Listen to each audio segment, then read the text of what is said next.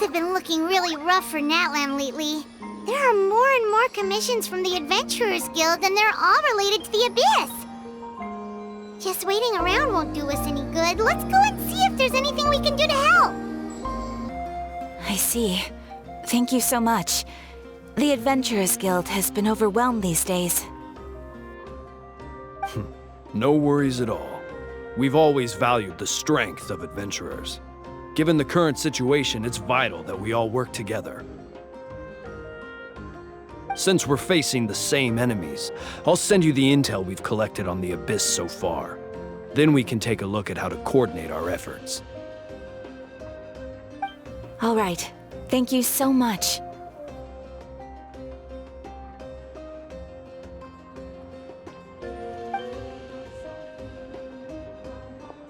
Hi, Catherine. It's us. Got any new commissions? You two have come just in time. I've got some good news. The Pyro Archon has finished assembling her forces and stationed them all across Natlan. Given how the Abyss has ramped up its activities lately, we can no longer afford to act only after receiving news of an invasion. So the Pyro Archon suggested that the Scions of the Canopy and the Adventurers Guild focus on collecting and disseminating intel. That way, we can stay informed of everything that's happening across the land. Once we receive word of enemy activity, we can notify the nearest camp and the stationed forces can take immediate action. Yes, precisely. This should also allow us to focus on gathering information, rather than running around and trying to tackle everything at once. So please also take a chance to relax, you two. You've been working hard these days, and this will be a good opportunity for some well-deserved rest. So that's the plan. Whew, we can finally stop and take a break.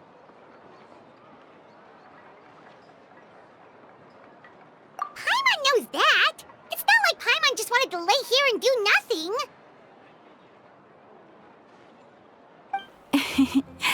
The movements of the Abyss are always unpredictable. There have also been times when it suddenly became more active in the past. The people here generally see it as something like an acute natural disaster. Once the disaster is over, everyone will return to their normal lives. We just all hope that day will be sooner rather than later. Oh, right. Most people have no idea just how bad the situation has gotten in the Night Kingdom.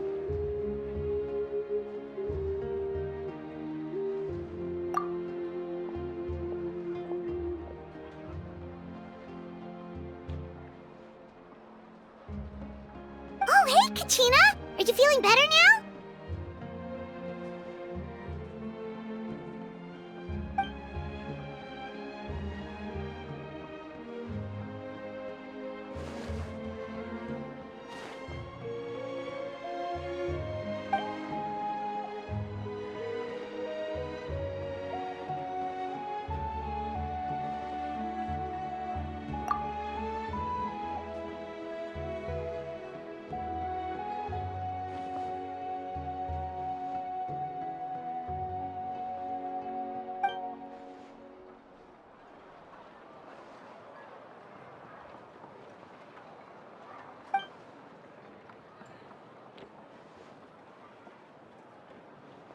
Wow! So we'll finally get to meet Xilonen, the legendary forger of ancient names!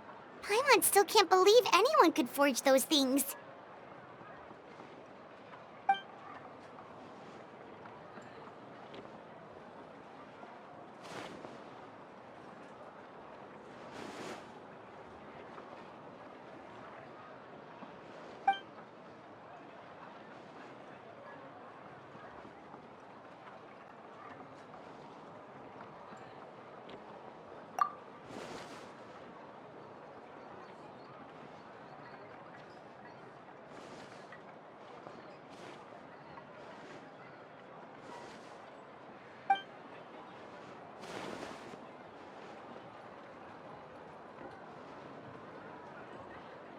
Hey, have some confidence in yourself, Kachina.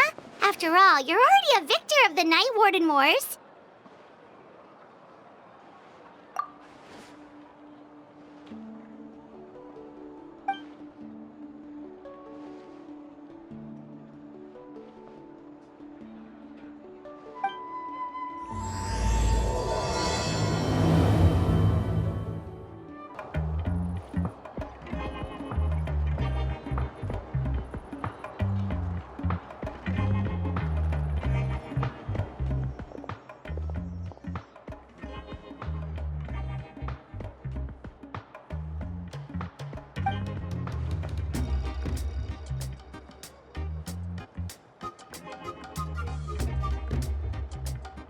Ah, yes, so I've heard. So young, and yet you've already got quite the reputation. Wait, are you Outlanders? Yep, we're travelers who just arrived in Natlan not too long ago. No, I mean, I was aware that you're travelers. It's just no one told me that you're Outlanders.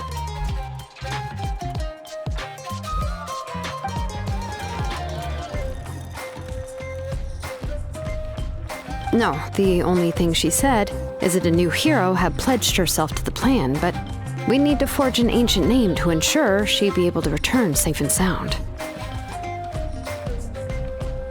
And she did mention that it would be quite difficult to forge an ancient name for them, but at the time, I thought she was just commenting on my skills. But I seem to understand where the true difficulty lies now.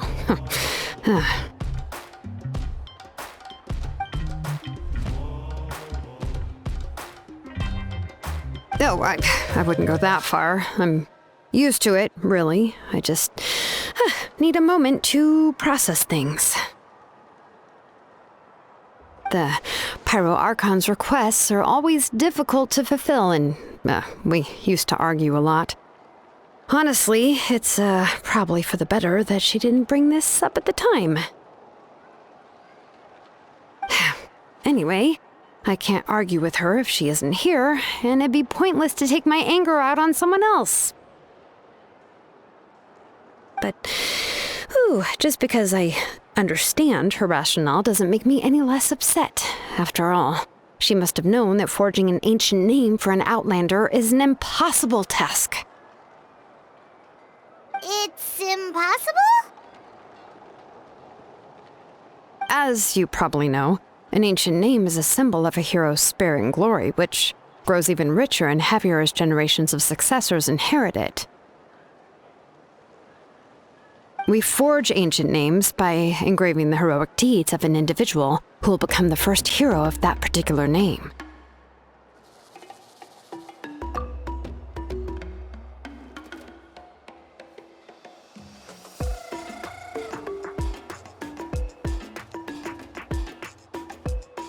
But they were all performed outside of Natlan, correct? Yeah, that's right. Then those deeds haven't been recorded by the Night Kingdom. To take it one step further, even if you had performed heroic deeds in Natlan, as an Outlander, your actions still wouldn't have been recorded by our lands. Only memories and experiences that have been acknowledged by the Wyab can be used as a basis for an ancient name. Even the greatest of craftsmen cannot create something out of thin air, you know. That's just how it is. Seems the Wyab don't want just anyone to get a name, huh? Mawika, of all people, should know better than anyone. Yet she's still entrusted the task of forging the ancient name to me. Oh, Paimon gets it. Nobody's happy being asked to do the impossible.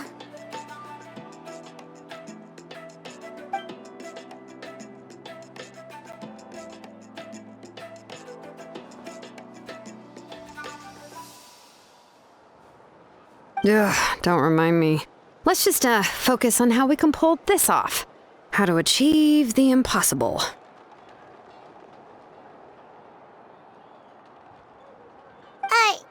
You mean you're already willing to accept the task? Well, what else can I do? What's happened is already done, and it's not like I can outright defy the order of my Archon. If she gave me this order, then she believes the ancient name is an indispensable part of her plan, and that I'll be able to find a way to make it happen. In other words, the order is an affirmation of my abilities. Whoa, not only has she accepted the task, but now she's looking for silver linings?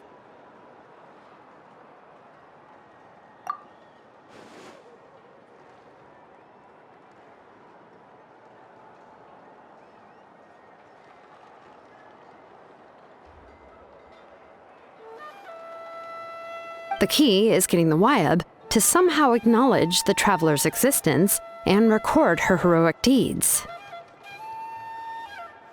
We heard the voice of a Wyab when we were in the Night Kingdom before. We even had a whole conversation with her.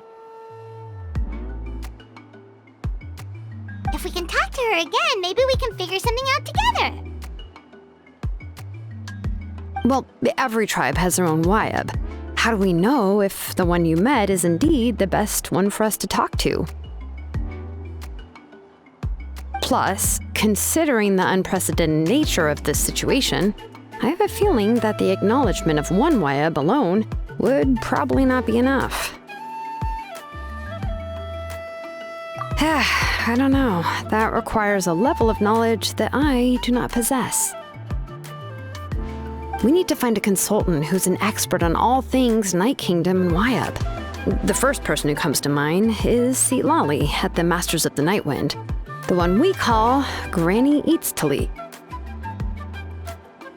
Oh, we've heard that name before. We used her spirit speaker stone to find Kachina's ancient name. A person who can make something like that must be pretty impressive. I'm unsure she'd be able to help. Still, she's older now and quite eccentric. It's hard to even book a meeting with her, given that she's constantly holed up in her room and doesn't like to be disturbed. I've heard that to get her help, you have to be extremely patient with her and know how to keep her spirit up. I hate to break it to you, but... Huh. Why is that? I mean, didn't she already help you before? And you even managed to save Kachina.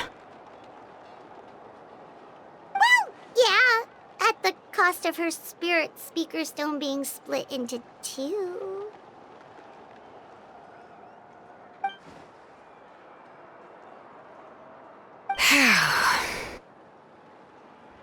Great going, Moeka. We're already off to a rocky start here. In that case, I guess your only option is to try to emphasize that this is an important order from the Pyro Archon. Hopefully, Citlali would still want to show respect to the Archon. I'll also write you a letter on your behalf. If you can find someone to deliver it and mention some good things about you, then that should help too.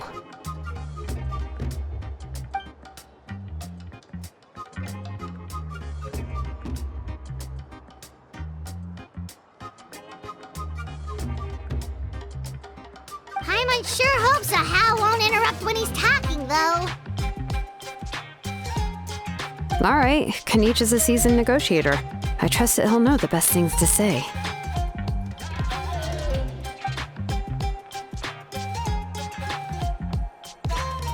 Please just give me a moment to write the letter, and we can meet up near the Statue of the Seven later.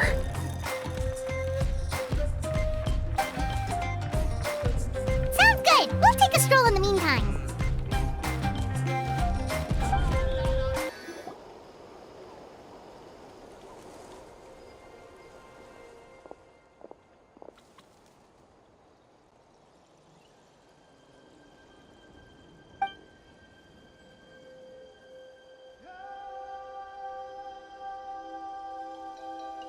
I'm sorry to put this on you, Kaniche.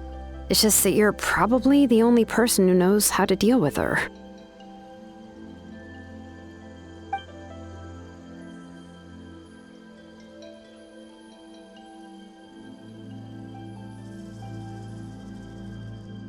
Oh, wait, so Kachina and the Traveler also know about the plan?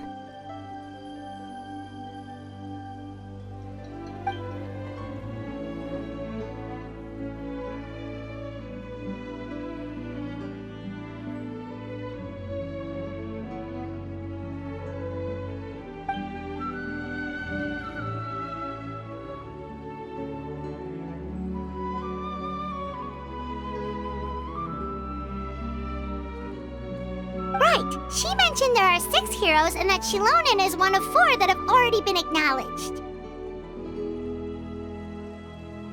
Oh, well, then I suppose there's no need to keep any secrets between us.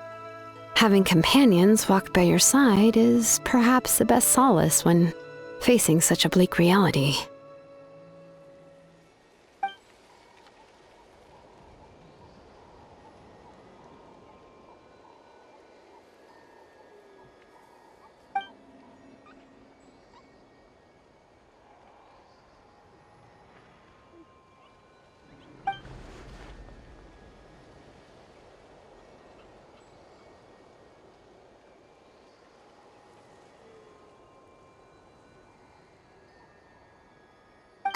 Citlali knows him too?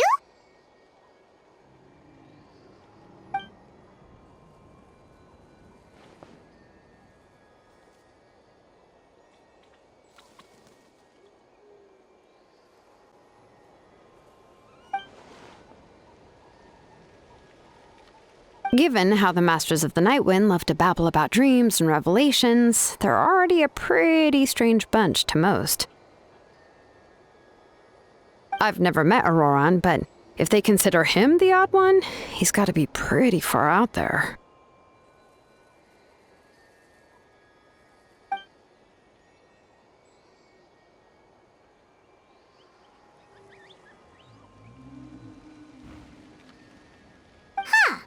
Makes sense.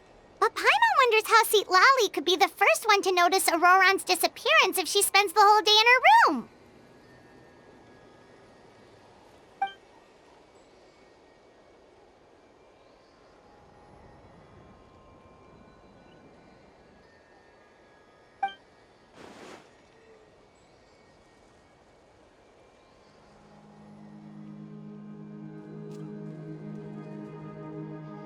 Oh, so if I'm following, you mean we'll help her investigate Ororon and the Captain's whereabouts?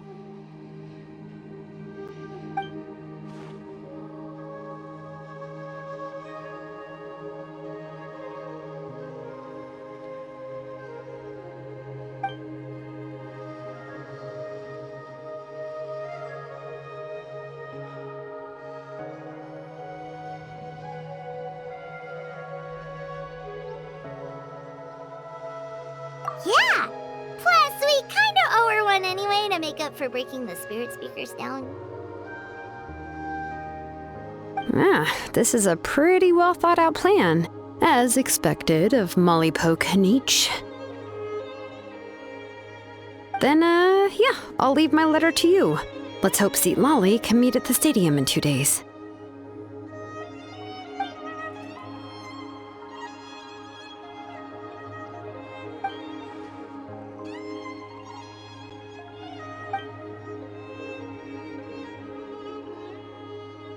Okay, then let's part ways for now. I'll see you in a couple of days.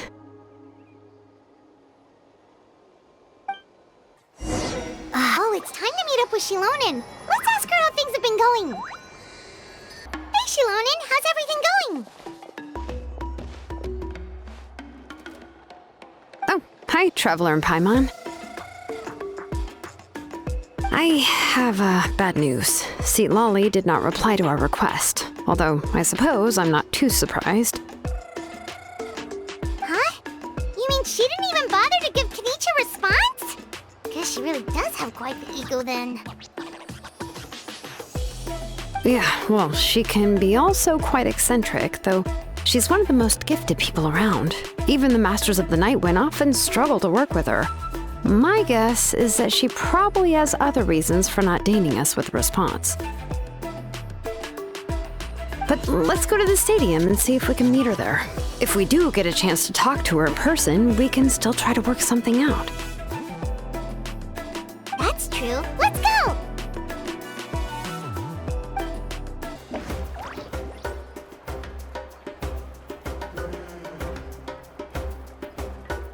doesn't see anybody.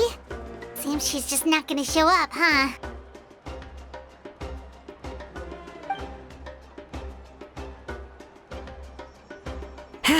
Well, we tried to be as considerate as we could, but she's under no obligation to help. That might be true, but this is still a request from the Pyro Archon, right? Shouldn't the subject always answer the call of their Archon? A subject? Well, if you ask me, I'd say we're all more like friends with the Archon. Yes, Mawika is our leader, but that doesn't mean there's any kind of tall barrier between us and her. The only thing is that she often has very high expectations of us. Huh. So even though she's super powerful, it sounds like she's actually pretty down to earth and easy to get along with. Unlike that old hag Granny Citlali, right? Does she think she can ignore us just because she's famous?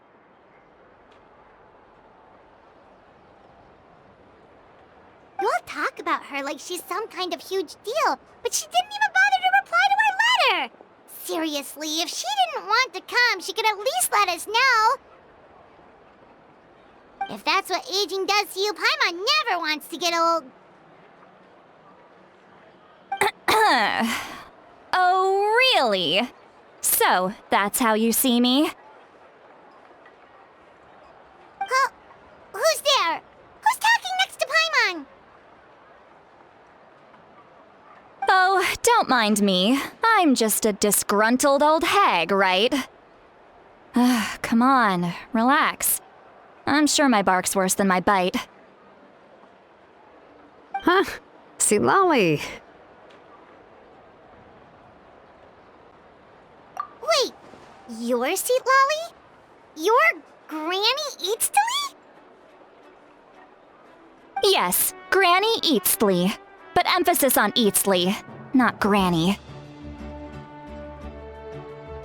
You must know this trope from light novels, surely.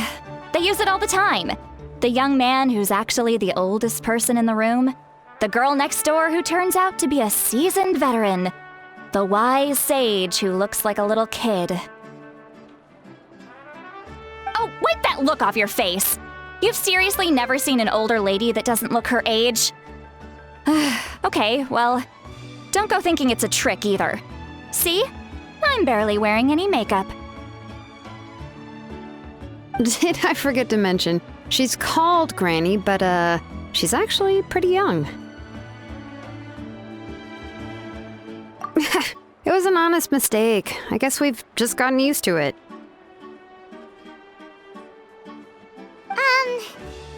I'm sorry. So, how old are you actually? What? How dare you? Don't you know it's rude to ask a lady her age? Paimon really didn't mean to offend you, it's just that your case seems really unique. Oh, Paimon just wanted to apologize, but now she's putting more and more of her foot in her mouth. Really, Paimon just got a little mad since we thought, well, you were gonna leave us out to dry.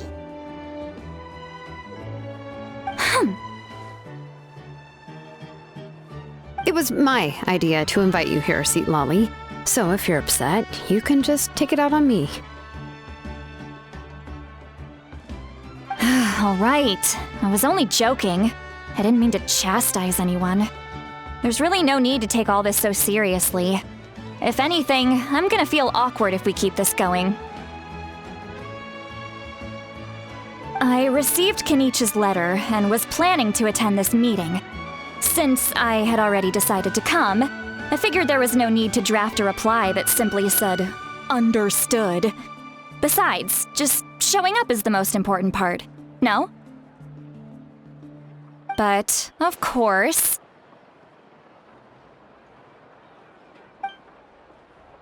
It's also natural for people to get held up by one thing or another as they're trying to leave the house. It certainly was a bit awkward to see that everyone else had arrived before me.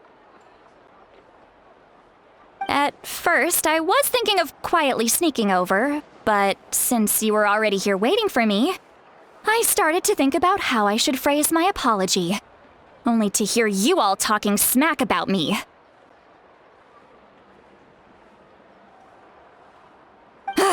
Anyway, that's the whole story. Honestly, it's not like I owed you an explanation anyway.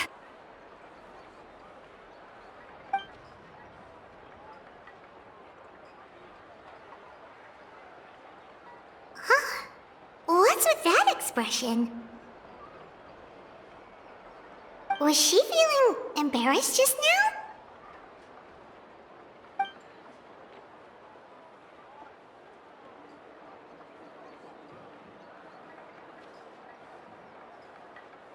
When the Masters of the Night Wind say they struggle dealing with her, I wonder if the feeling is mutual. She seems to be pretty awkward herself. Everything she does and says seems a little forced. Anyway, Xilonen, I heard that you require my help in crafting an ancient name. Correct. The situation isn't like anything we've handled before. Let me explain.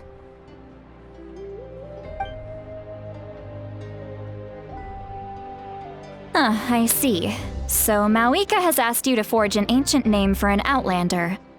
Well, that would be a first. And you've also heard all about Ororon. I must say, he's always been a good kid. I can't see him joining the Fatui of his own volition. He must have been coerced somehow. Yeah, that's what we came here to ask you. We'll help bring Ororon back if you help us solve the problems of forging the ancient name. What do you think?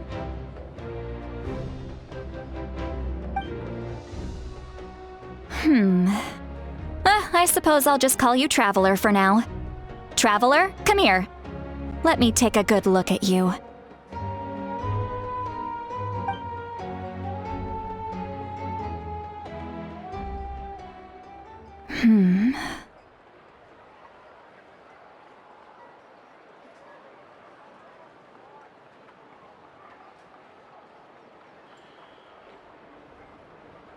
Wealth leads to unending conflicts between people. Yet you alone transcend the value of gold. Baleful thunder and wrathful waves bring terror to mortal hearts. Yet again and again, you've braved them to find new worlds. O weary yet free soul, even the most verdant leaf in the forest will pray for your happiness and safe passage.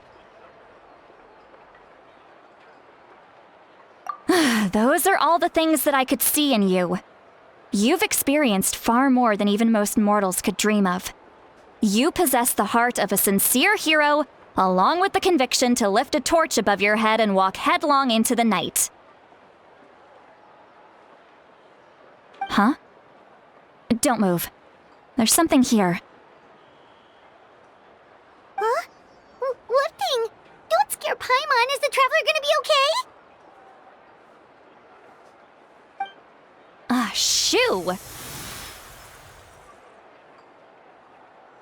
That should do it. You've just returned from the Night Kingdom, so some fragments of souls were still stuck to your body. No need to worry. I've just cleared out the last of them. Isn't that kinda like having part of a ghost come back with you? It's nothing as serious as that. If left unattended, the most it could do is stir up some chaos in your mind, and generally worsen your mood. Well, in that case, better to get rid of them.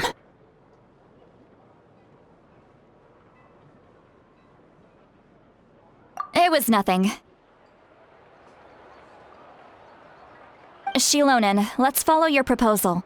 Once you've brought Ororon back, I'll take you to see the Lord of the Night. The Lord of the Night? But don't we need to talk to the Wayab of the tribes?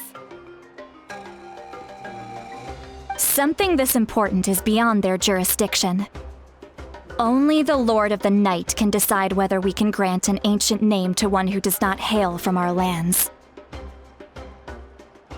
The Lord of the Night is an ancient entity that rules over the entire Night Kingdom, constantly borrowing the power of the sacred flame to combat corrosion from the abyss.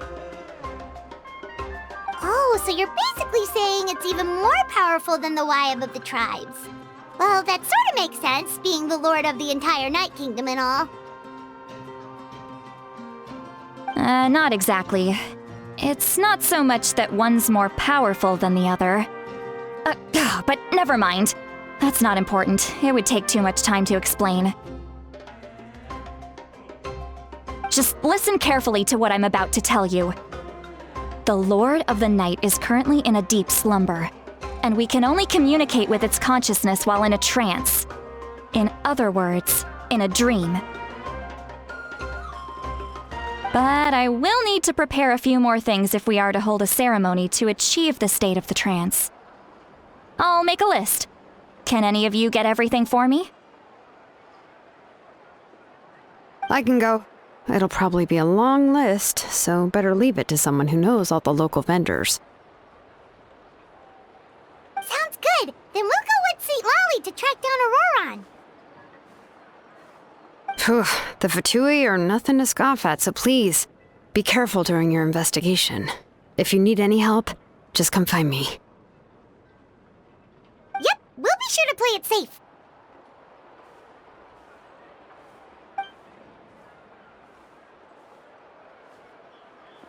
All right, now it's time for us to catch that brat and bring him back. I'm sorry I made you wait earlier. It was actually because I decided to swing by Ororon's place to look for clues. He has always lived alone, and I found a broken jar in his house. There was also something off about his phlogiston aphids, which I assume is because their keeper has been gone for quite some time. And interestingly enough, I saw some slash marks in the house that did not match any of our local weapons. My guess is they were left by Snezhnayan arms. Oh, sounds like the Fatui broke into his house and took him hostage. But why would they kidnap a kid who just spends his days living in the country and raising aphids? He's only in his 20s. What would they want with him? That's not to say that I believe he's totally innocent, of course. Since he's the only one who was kidnapped out of everyone in Natlan, he must have done something to attract their attention.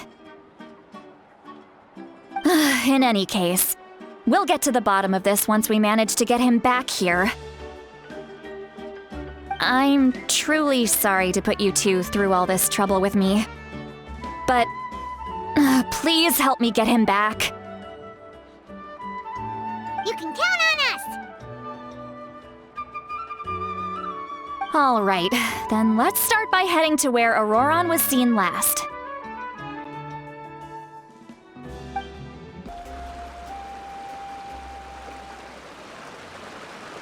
This is the spot.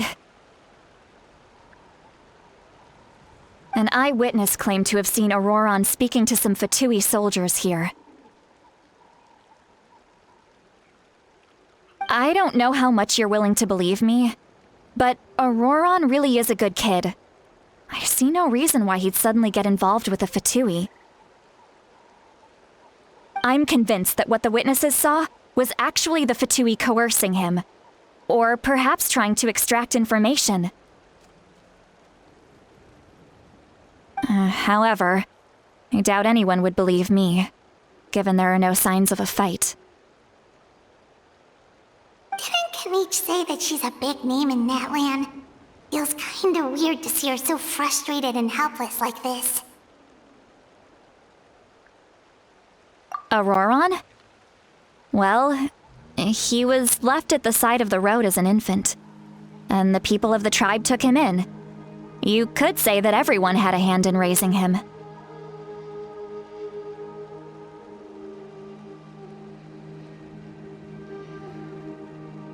He learned a lot from us.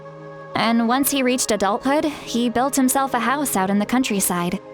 He spends most of his days growing vegetables and raising aphids, living off of what he harvests from the garden. He's always been such a good kid. He would even get his friends to deliver whole bags of fresh produce to my place.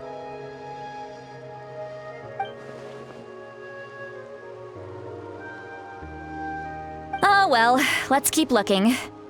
He can answer all of our questions once we find him. He's been raising phlogiston aphids for a long time, and since they were disturbed, they secreted a special type of phlogiston. We can use that substance to track his movements. Let's follow the phlogiston trail. Huh? What trail? Paimon doesn't see anything. Oh, right. I forgot your eyes don't naturally perceive such things. Here, give me your hand.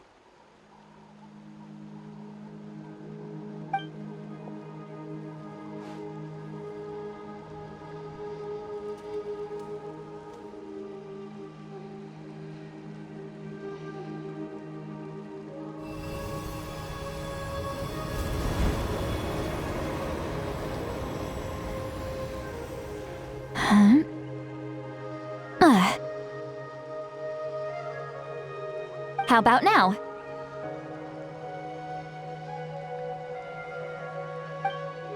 What do you see?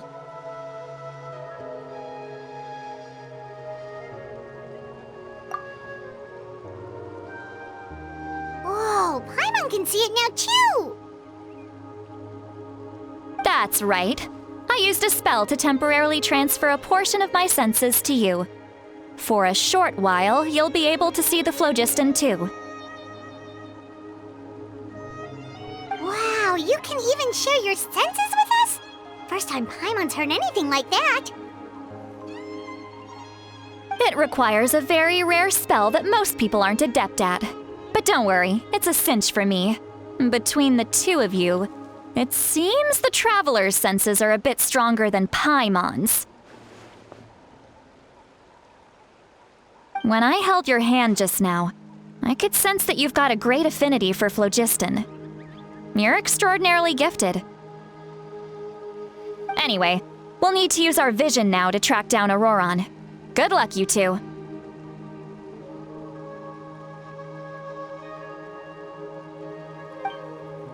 Over here, this way! Citlali might say a lot of deep and confusing stuff, but this spell of hers is really something. What was that? Oh, Paimon was just complimenting you. Really? What does she mean by deep and confusing? As far as elderly shamans go, I'd say that I'm already pretty easy to talk to. Is there any other old hag who's as fluent in the language of the youth as me? But is my way of speaking still not trendy enough? I've already tried my best to match their speech patterns, but given the looks on their faces just now. Or perhaps I'm still not fashionable enough? But that can't be, right? Don't tell me they're still getting the impression that I'm super old-fashioned. Huh?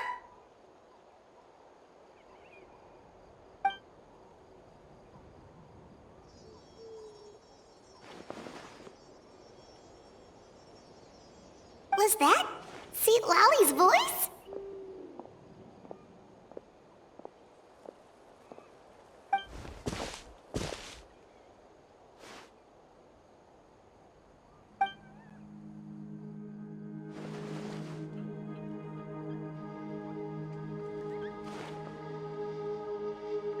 Now that I think about it, it's a good thing I found some helpers this time. Some things are best done with the help of friends.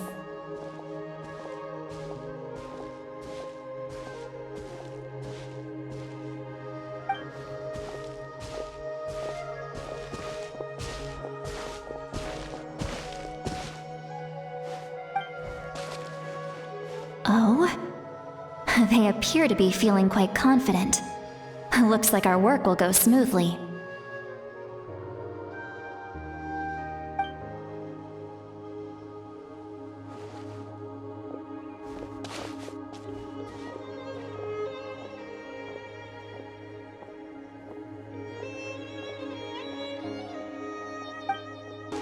Hey, looks like there's a new camp over there! Let's go take a look. That little brat, I swear. I just hope he hasn't gotten himself into any real trouble. Yep. Judging by Paimon's experience as a guide, it definitely looks like people set up camp here. Wait. The phlogiston here is a bit odd.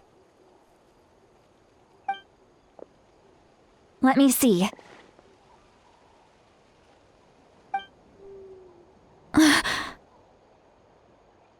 Paimon sees a small shape here.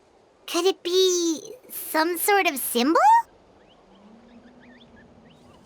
This is a distress signal for the Masters of the Night Wind. Only someone from our tribe would recognize it. So Ororon was indeed being threatened. We've got to find him. Fast. Leaving such a subtle mark implies that he was trying to be discreet. In other words, he was probably under the Fatui's watch. If they notice us, we can just charge in and fight them to the death. But what if my darling grandson is also there? I can't have him caught in the crossfire. No, I've got to be careful. Otherwise he'd get hit as well. How annoying. No, I've got to stay calm and keep my composure.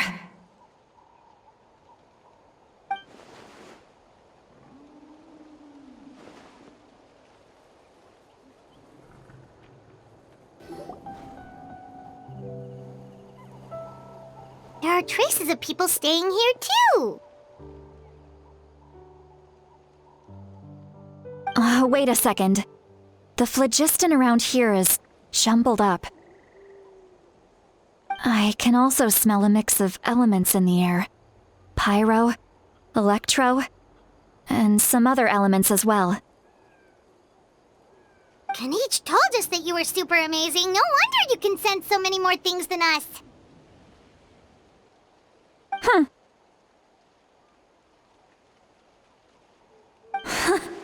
It's about time that little brat said something nice about me. There are signs of a struggle here. Judging from what's left on the scene, there must have been a fight. But after that, the factions seem to have gone their separate ways. Both the phlogiston and the elemental traces in the air support that. Do you still remember the little mark we found before? Paimon's thinking, what if Ororon wanted to leave another distress signal, but was caught by the Fatui?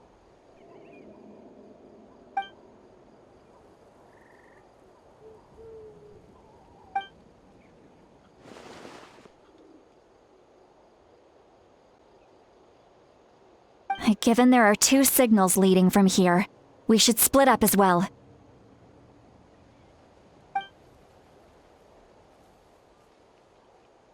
I'll take this direction, and leave the other one to you. Let's meet up again later.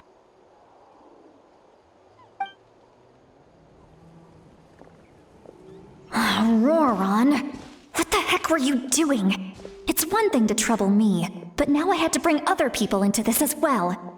You little brat. And off she goes! Traveler, did you hear all of that as well? Once Citlali left, that voice went away as well. Paimon even tried calling her name inside Paimon's head, but there was no response. So you were thinking the same thing! Paimon also thought that if we could hear what she was thinking, then she could probably also hear what we were thinking in our heads. She did say that she was quite adept at this spell, and it doesn't sound like she's had any trouble with it in the past. Huh, maybe we're a special case and can hear her thoughts as a side effect. If you think about it, she's really got a lively inner world. It paints quite a different picture from Paimon's first impression of her. Paimon sees some traces here. Let's follow them and see if we can find anything up ahead.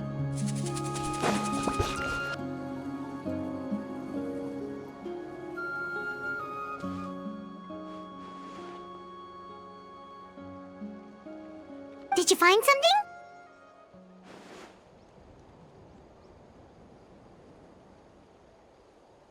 Huh.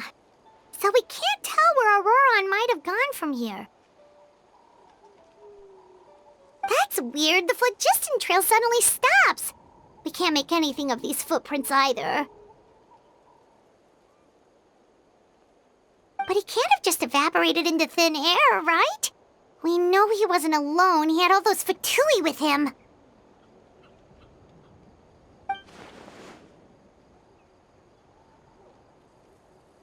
So, you can hear the sounds of the wind from beneath the earth.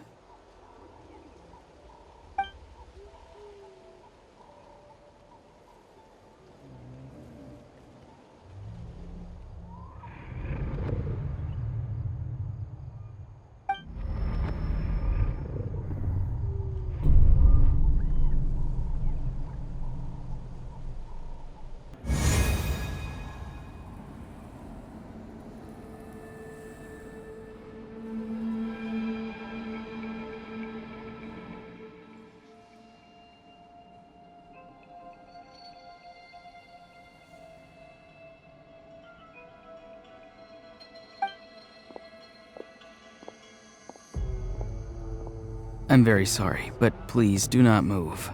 I have no desire to hurt you.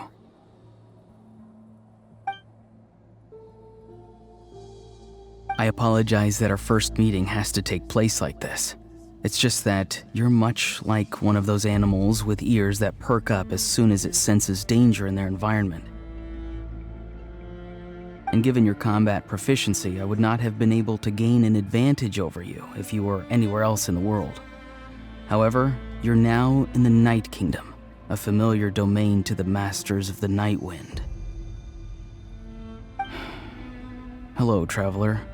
I'm Ororon, the one you've been searching for. Ah, the Fatui's custody. I see. So even Granny has told you that I was coerced by the Fatui. I'm afraid you've been brought here by a lie, like a false omen in the lingering smoke. My friend and I only left those traces to lure you here.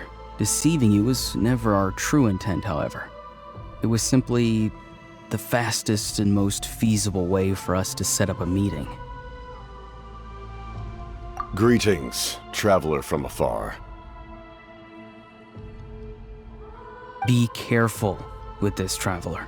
Her soul is temporarily restrained by us, and it appears to have become more fragile in the process. It's taking all my concentration to hold on to her. It was I who tasked Ororon with leaving the traces to lead you here, and I who used the Master's ritual to bring your soul to the Night Kingdom.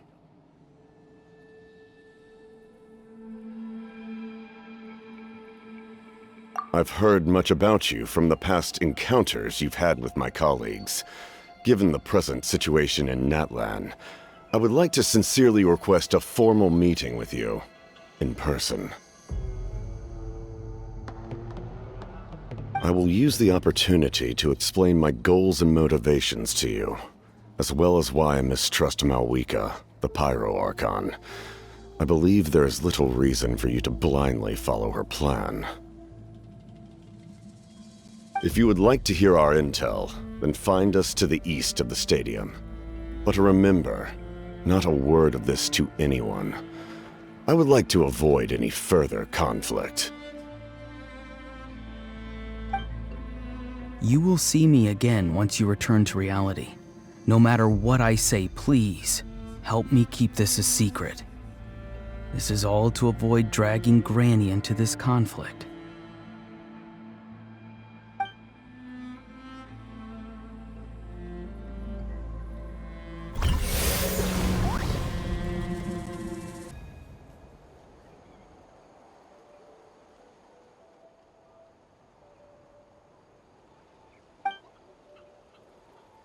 Hey, what happened just now? You suddenly collapsed and stopped responding.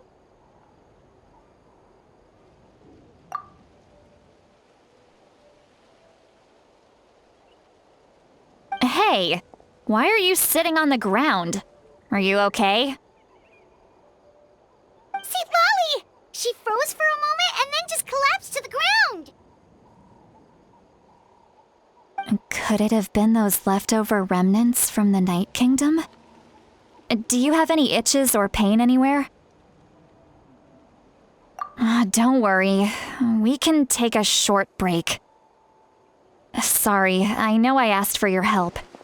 But had I known you were feeling unwell, I wouldn't have taken you on this trip with me.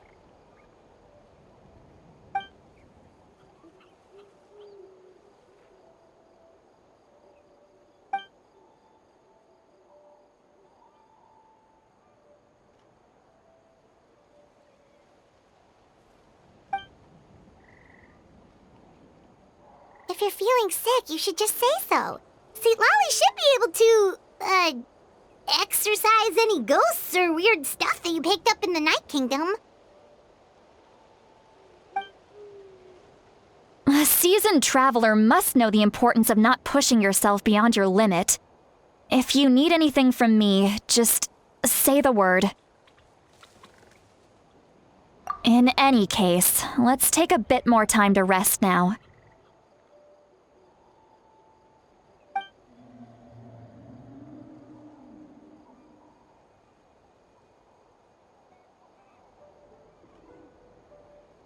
Need to be more careful next time.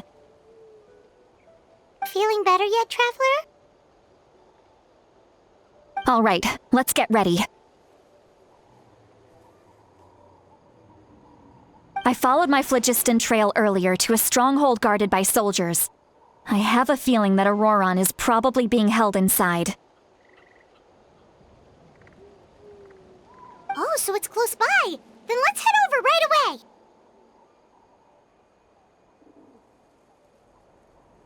Well, I recruited you to be my helper, which means we're in this together.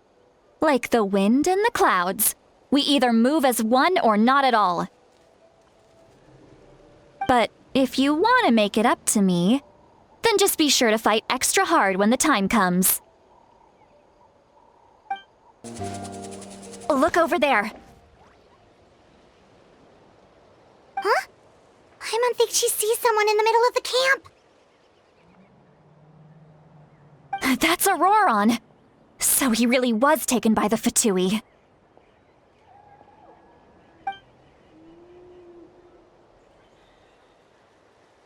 All right, we'll take the lead.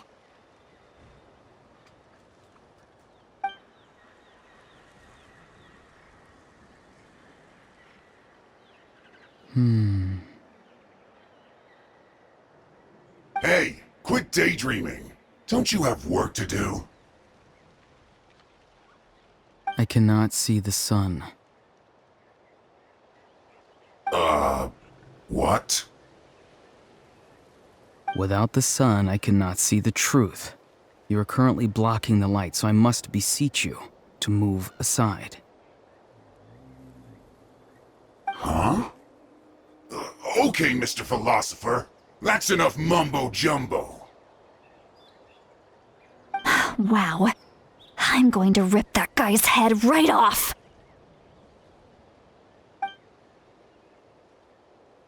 Citlali's struggling to control her temper now. Are you ready? Let's go kick their butts. On my count. 3, 2, 1! You're still trying to resist? You've got no idea who you're up against! Aurora! on!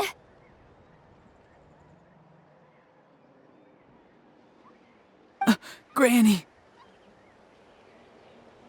Paimon knows she's called Granny Eatsley, but it's still kind of weird hearing someone actually call her Granny.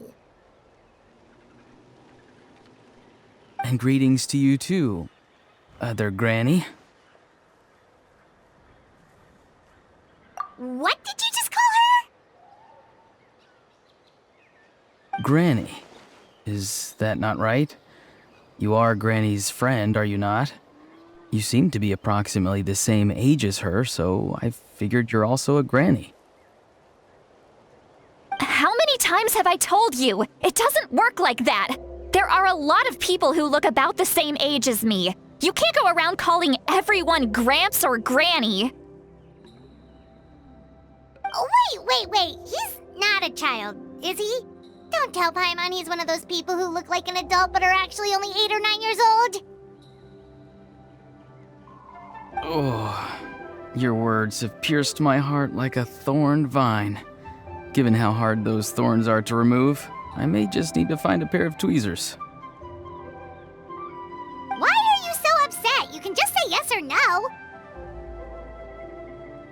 Of course I'm not a child. It's just Granny always taught me to show gratitude where it's due.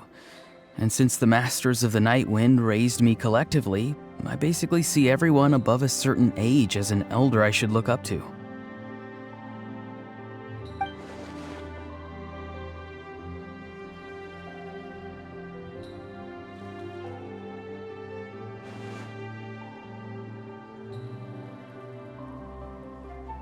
Exactly. But if you keep that up, then everyone's going to be your senior.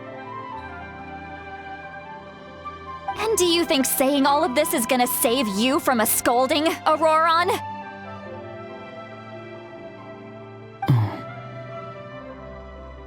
Haven't I told you 100 times since you were a kid? Heed the 3 warnings. Be wary of beasts prowling around, scammers looking for their next victim, and strange people who appear out of nowhere. Oh, so you do remember, and you just chose to ignore them. I always knew that living on your own was going to get you into trouble sooner or later. But getting kidnapped? That really takes the cake. You won't always be able to rely on other people coming to your rescue, you know. You're just lucky we got here when we did. Or we might be launching another search and rescue operation to find out where they put your severed head. I'm sorry, Granny. I'll be more careful next time. Next time? Oh, good one. You think there'll be a next time after this? Not a chance.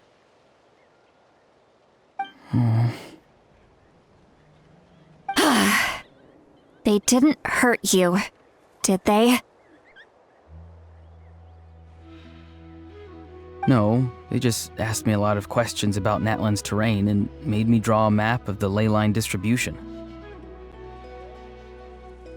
Okay, now answer me honestly. Were you the one who helped the captain escape after his battle with the Pyro Archon? Yes. So why did you do it? Because they said they would need my help from there on out. They also said that if I refused, they'd just come to you, Granny, and they'd already figured out a way to make you do their bidding. Hey, I'm no ordinary Granny. Would they really dare to come after me? And you! Did the gods give you a brain just for you to not use it? Did you really believe everything they said at face value and not stop to think? Thankfully, the Pyro Archon only asked that we find the mysterious individual from the Masters of the Night Wind and didn't slap your name on a wanted poster. Don't think for a second that she doesn't know what's happening.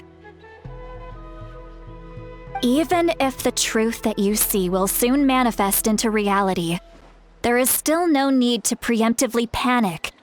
Have you forgotten the words that I've taught you? I'm sorry.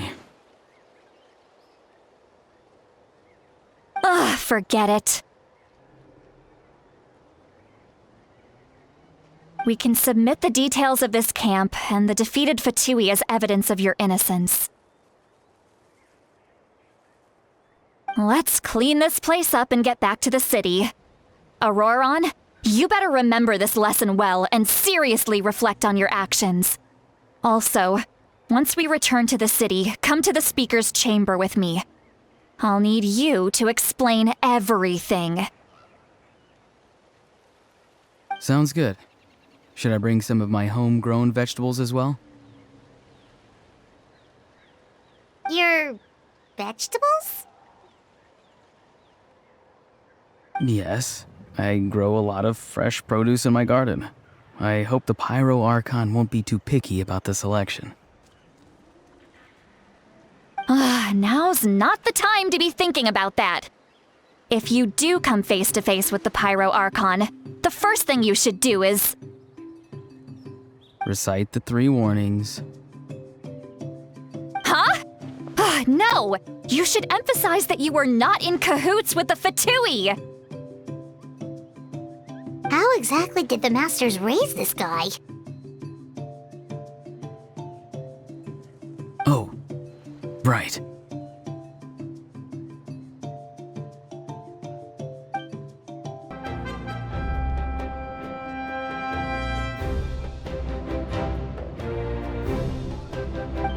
I see. So Ororon came to the captain's rescue because he promised to help him in exchange for Citlali's safety. That's right. I'm sorry. Now that you know Ororon was only trying to protect another member of his tribe, could I ask you to petition the Pyro Archon for her forgiveness? We'll give her a full report. We'll let you know once she's reached a decision. Will I need to stay here? Technically, yes. But if Miss Citlali is willing to serve as your guarantor, then we can release you from custody. Sure. I'd be happy to do that. I don't have any more time to waste here. I still have other things to do. Understood. Thank you very much. Mr. Ororon, please report back to the Speaker's chamber as soon as you've received notice of the Archon's decision. I understand. Thank you. And thank you too, Granny. Well, at least you won't need to hide your face anymore. Traveler, Paimon, thank you very much for your help. And don't worry, I haven't forgotten about my side of the deal. Once Ororon is settled, I'll go talk to Xilonen and get started on forging an ancient name for you. Oh, thank you!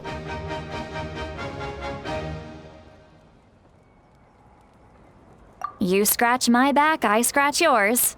It's as good as done. You can just go twiddle your thumbs or something while you wait for the good news. Bye for now. Come with me, Ororon. We've got to find you a place to stay for the night. Goodbye, Other Granny.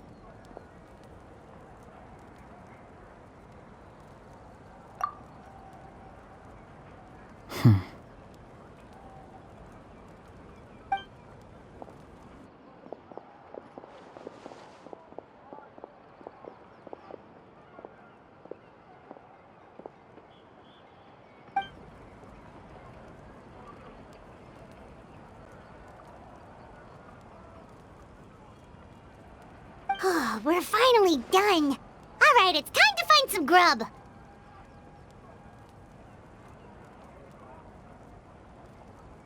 Huh? What is it, Traveler?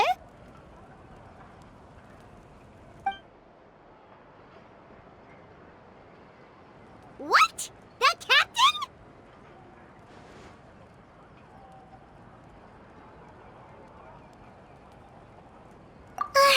Sorry. didn't see that coming. So you really saw him in the Night Kingdom? And he didn't attack you? Oh, that Ororon, what is he up to? He sounded earnest enough just now. Paimon would have never guessed anything was happening. All that stuff about protecting Citlali and being forced to help the Fatui, when he's actually been a willing accomplice all along.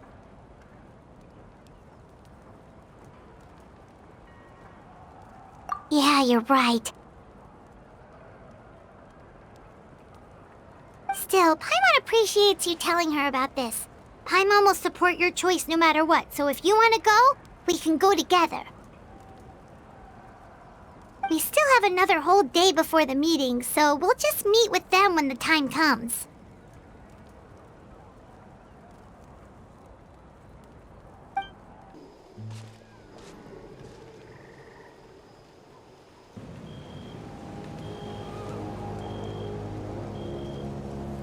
Weird. Paimon doesn't see anyone.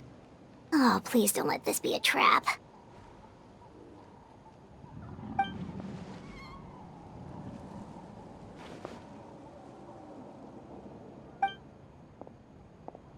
What was that?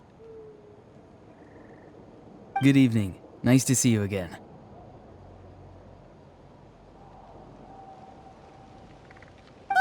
It's you. You shouldn't pop up from behind people like that. What are you, a ghost? I'm terribly sorry. It's just a force of habit. Ugh, and what's with you apologizing all the time? You sound so polite and honest, but you're actually doing shady stuff behind people's backs. You're right. Granny tells me that too. Huh. Come to think of it, you remind me of her. Sometimes you two sound really similar, you know. Oh, so you're gonna call Paimon Granny too now? Well, I could.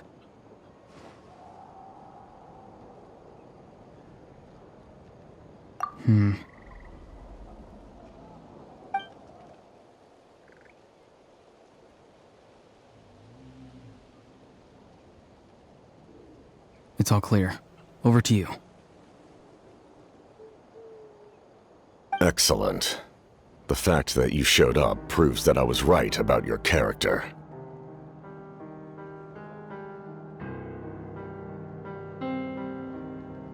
Yet, there's been a lot of talk about you. Child told me that you're passionate about the unknown and willing to take risks. Rather than facing you as an enemy, I would much prefer to bring you to my side. If we allow the current state of things to continue, we will inevitably clash, and that's a scenario that I'd very much like to avoid.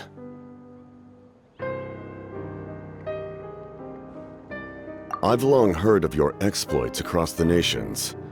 Though you have crossed swords with my colleagues many times, I know that you are by no means an unreasonable person. And once you've learned the truth that the Pyro Archon Malwika would never willingly share with you, you may just find it in your heart to consider my proposal. I assume you've already been informed of the Pyro Archon's plan. In order to defeat the Abyss and save Natlan, she still needs 2 more heroes to appear. Wait, how did you know that? Never mind. Guess that's not important now. I've long kept a close eye on her plan. To be frank, it's an exceedingly risky plan. Will the heroes really appear? And even if they come to her, will their power be enough to drive the Abyss back? If any part of the plan goes awry, all of Natlan, even all of Teyvat, will pay for her mistakes.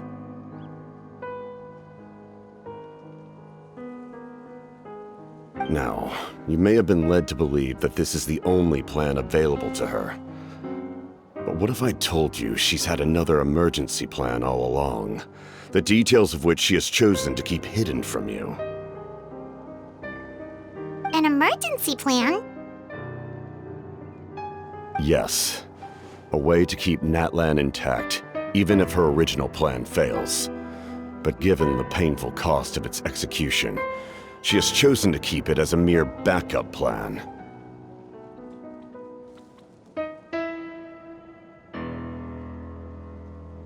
Whether this stems from hesitation, fear, or even naivete, I cannot say.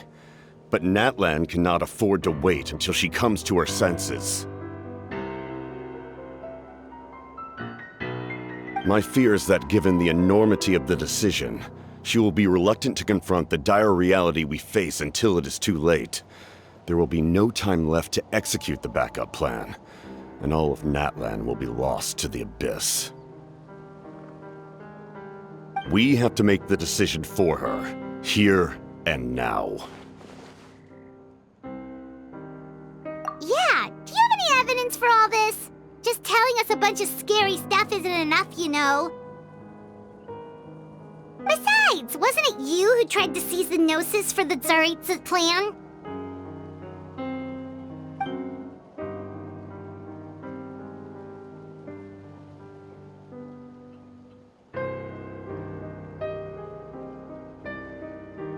I knew you'd be clever enough to see.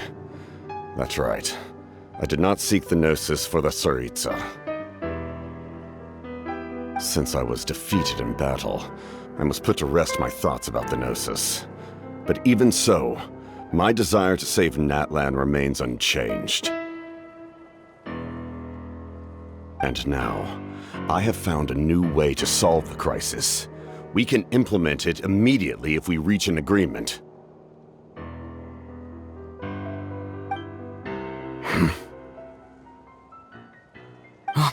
Someone's here.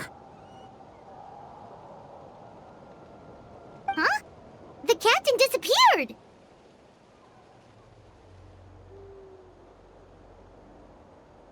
Something is rapidly approaching. Oh no. Something?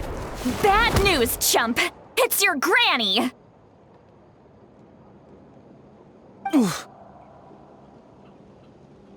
Citlali? When did you get here? I knew something was amiss after we were separated. Hidden ceremonial tools, an unconscious traveler. I must say, I'm very curious about what you're up to. How dare you go behind our backs like this, Ororon? Colluding with the Fatui? Really?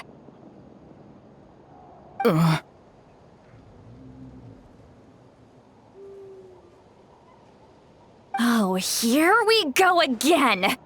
Cat got your tongue, huh? You really think you can avoid a scolding just by staying quiet? I'm not trying to avoid anything. Oh, and now you're talking back. Well, go on then. Explain yourself. What the heck are you up to? I'm sorry, Granny. I feel so guilty.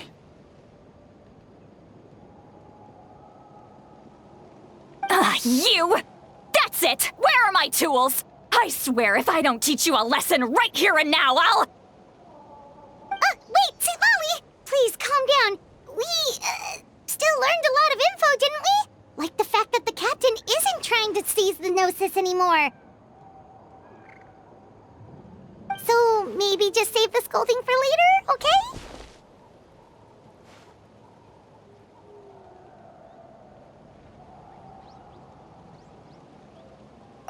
Listen well, Ororon. You're only getting out of this now because of the Traveler's plea. This isn't over. You hear me? You're right, Traveler. Let's go. We can discuss this more back in the city. You two keep an eye on Ororon for me, okay?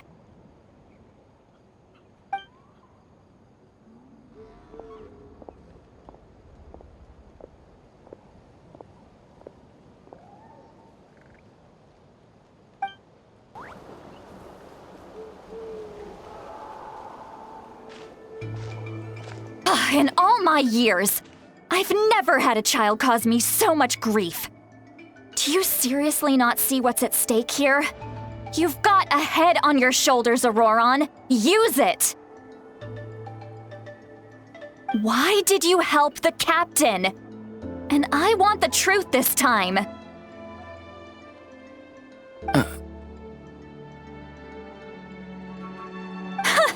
No answer? Think you're being smart? Then let me ask a different question. What does the captain want? What is his purpose in Natlan?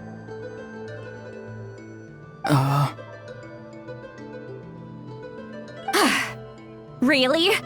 You're just going to stonewall me?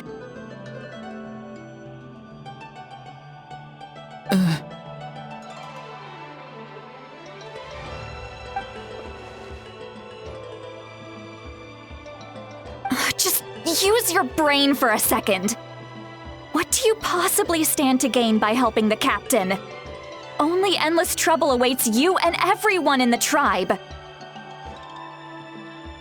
You've always been a good kid. Why would you throw that all away now? If you're worried about something, just talk to me. Granny would much rather we had a conversation instead of constantly clashing like this.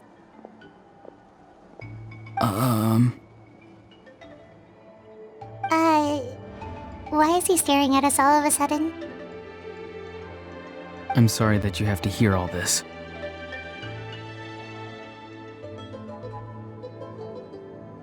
You're very kind. Most people would have fled by now. Not everyone can handle Granny's scolding. Oh?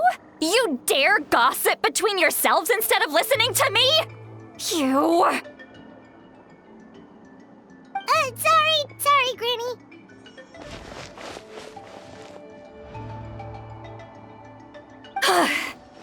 Sorry, Granny. Sorry, Granny. You know what? Fine. I'm perfectly aware that everything I say goes in one ear and out the other. You're all grown up now, so why would you listen to an old hag like me? You say all the right things, but then you go and completely ignore me! Well, if that's how you're going to treat me, you can stop sending Aoife over to my place to deliver your stupid vegetables! I don't need anything from you! Who's Aoife? A delivery person? That's irrelevant. The point is, he hangs out with this kid, so he must be no good. You kids get to a certain age and suddenly act like you know it all. There's nothing I can say to get through to you. Ororon, if you're still thinking about that so-called duty, then please, just forget about it. The ley lines did not fall to this state because of you. And we've long closed the book on that incident. Seems they've started talking about some kind of tribal history. I'm starting to get lost. That's not it, Granny.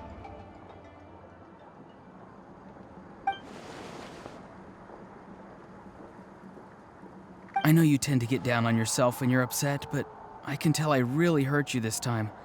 All I can say is I'm sorry.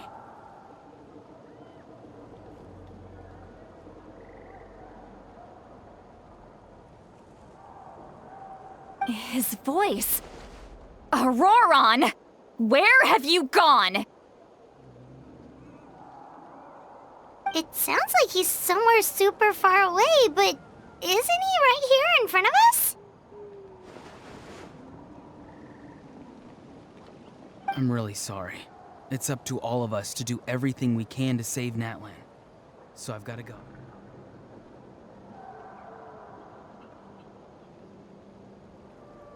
Get back here this instant! Ororon! What is this? Powder from plant spores?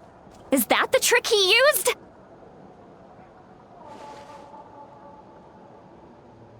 What just happened? How was he able to suddenly get so far away like that? It's a trick of his. If you grind spores into a powder and spray it in the air, it can be manipulated to create an illusion. He pulled it off flawlessly. He must have put a lot of time into perfecting it. Don't tell me that's how he's been hunting in the fields these days. Could Couldn't he have picked up something more useful? Ugh, little brat. That's it. The next time we meet, I'm definitely going to break his legs. Whoa, that's a little extreme. But still, why does he feel like he needs to run from us? If his goal is also to protect Natlan, then can't we work together?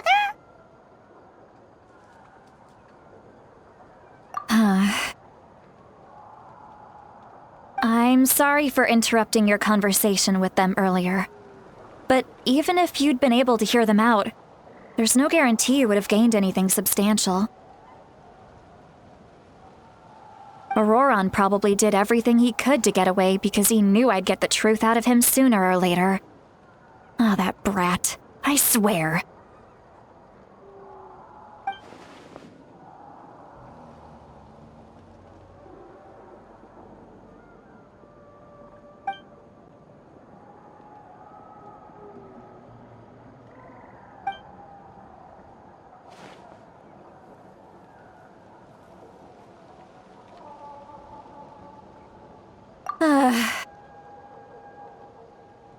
We've got quite a long walk back to the city.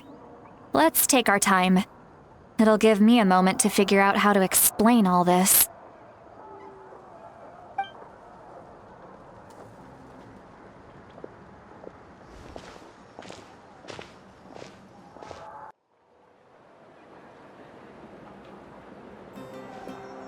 Do you two have some time? Feeling hungry? How about we get something to eat? Oh, right. It's been a while since we last ate. Now that we can relax, Paimon just realized how hungry she is. Then let's go. We can find somewhere to sit down and talk. Food and drinks are on me. How did this become Paimonville? Citlali looks quite down on herself. All right. It's on Paimon this time. What's one meal to the best guide into that? So you can just sit back and enjoy, Citlali. Paimon will take care of it. Hey, come on now. You won't even let me take you out for some food and drinks? I just wanted to treat you to a meal. Are you sure? We can save you some more. Mora is the least of my concerns. Besides, we're definitely due a meal after all the time we've spent together. Let me get this one. I might be an old hag, but I like to think I'm not completely useless. Sure, that's fine with us, but Paimon doesn't want you to be sad, Citlali. Don't worry. I'm sure a juicy grilled steak will work wonders.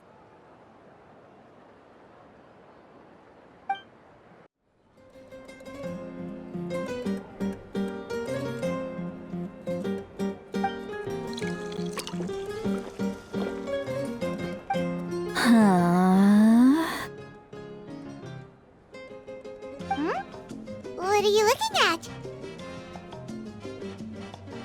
Do you see two people standing by the door? They look like spitting images of each other. Are they twins?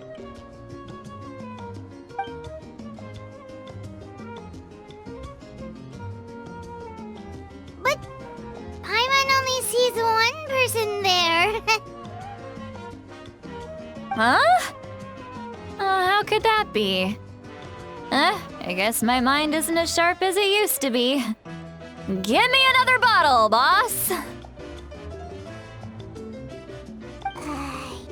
Do you think she's drunk?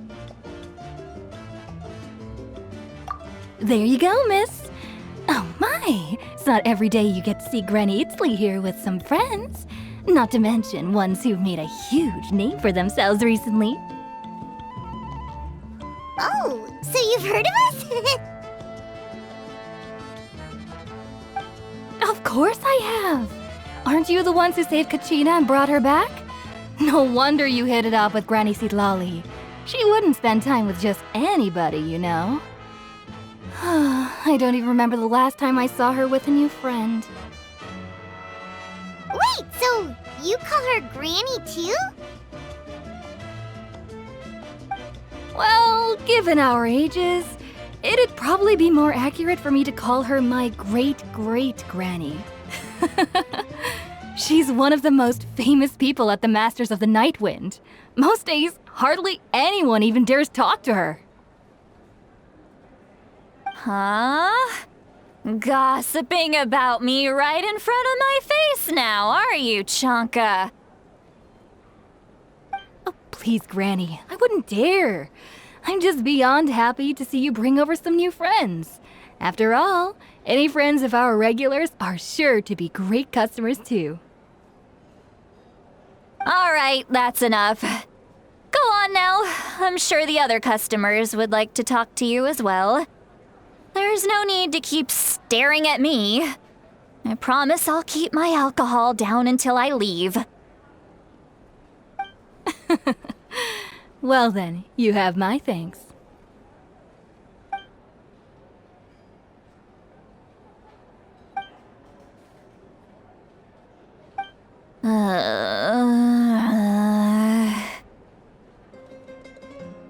Citlali? Citlali? Who's that?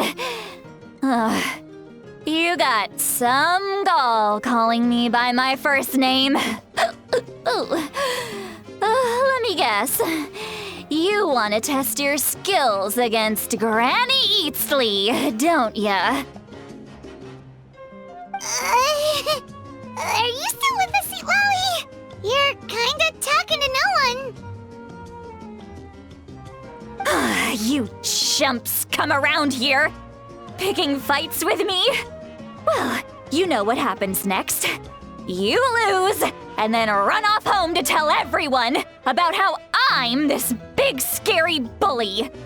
It's always the same story. You brats start it, I finish it, and then I end up with the reputation of being some kind of terrible monster among the shamans. I mean, come on. Monster? Me? Really? What did I do to deserve that? Granny Citlali, you're not a monster at all. Exactly! And while we're at it, I'm not some lazy slacker either. Between meditation, advising the chief, and speaking with the Wyab, I actually have a pretty packed schedule, you know! Oh yeah, and I have to mentor all the new kids! Hey, new kid! Yeah, you! Don't play dumb. Didn't I teach you how to find phlogiston? You see? I know my stuff. I'm a good teacher. You tell him. That's more like it. About dang time someone showed me a little respect. Yeah, Granny's a hard worker, all right. You can always rely on old Granny.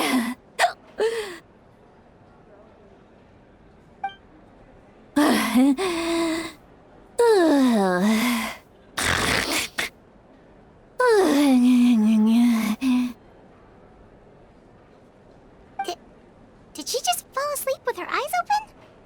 Oh, jeez. Behind this pitch-black curtain, a chapter of hatred reveals itself. Behind the smoke, the lingering smoke.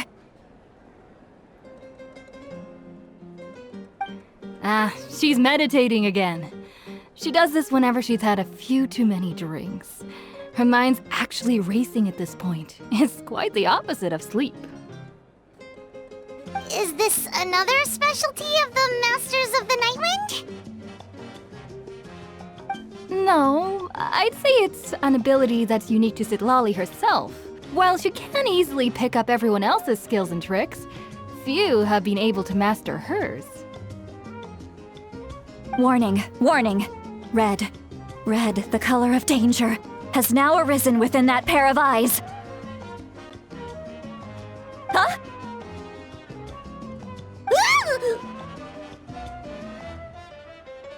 Traveler?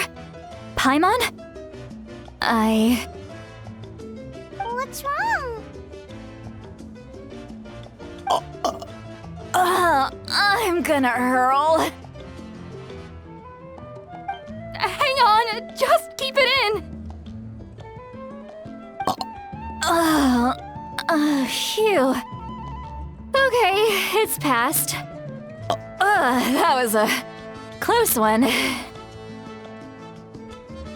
You had Paimon worried. Paimon really thought you were about to barf all over the table just now. How embarrassing.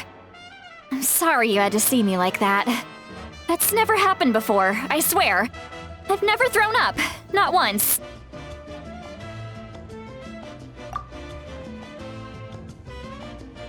Are you feeling okay? Wanna take a quick walk and get some fresh air?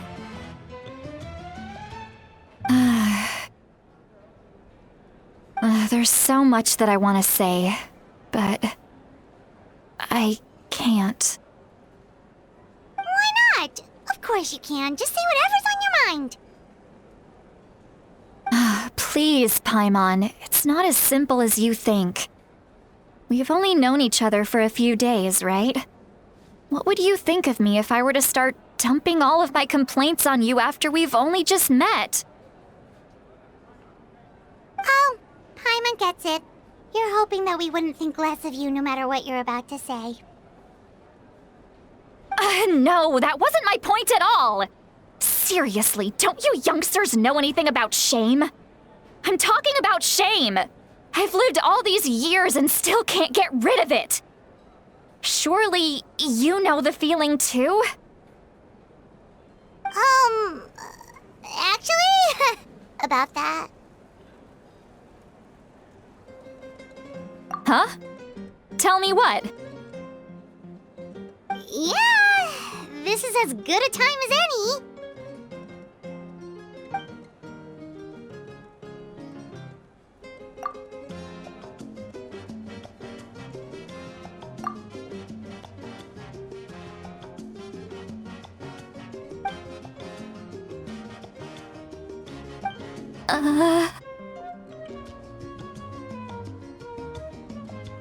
So, you heard my... It's okay, Citlali. You had every right to complain about those things. I can't take it anymore! Why do these things happen to me? Hearing me mumble under my breath is one thing, but hearing what I mumble in my own head? That's too much! It's just like when you're rolling on the floor in your pajamas, but you forget to lock the door, and someone bursts in to deliver cabbages and sees the whole thing!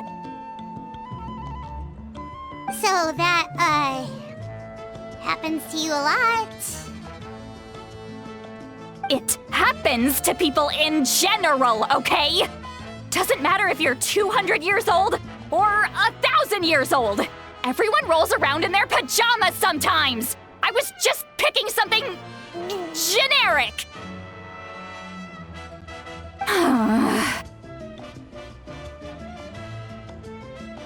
Take a walk with me. I have things to share with you. Looks like she's completely given up. Like those criminals who just confess everything and accept their fate.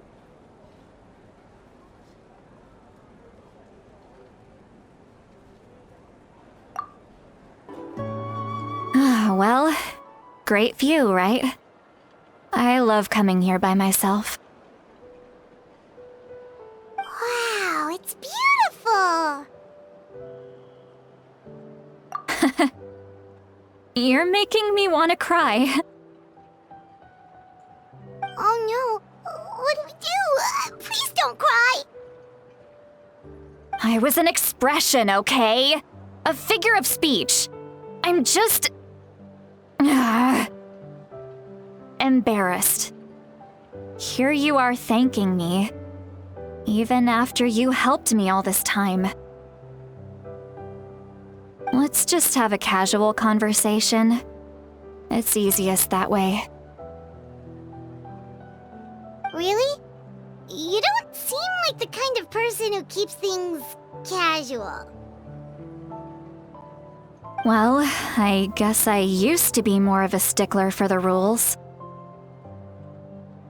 And you're right, I don't usually open up to the people of my tribe like this.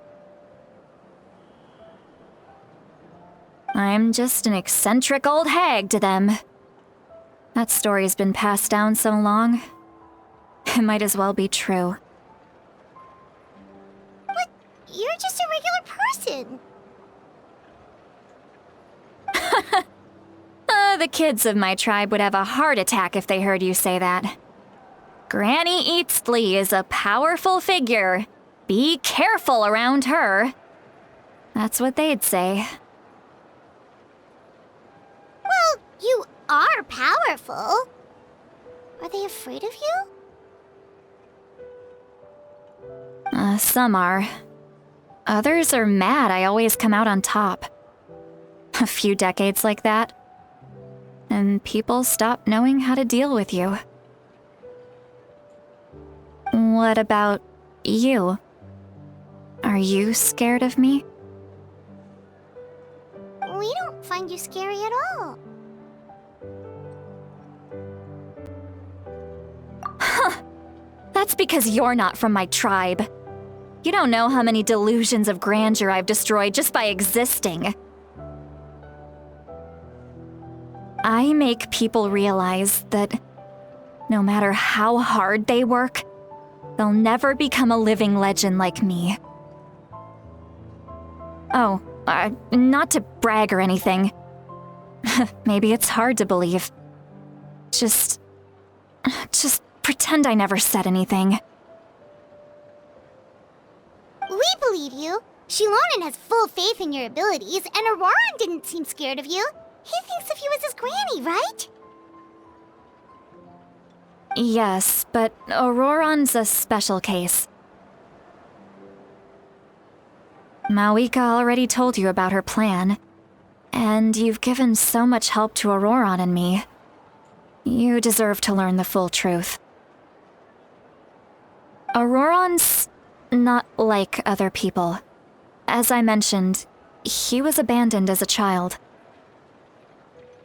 The reason being, his soul is incomplete. The Masters of the Nightwind view this as a bad omen, capable of bringing about illness and misfortune.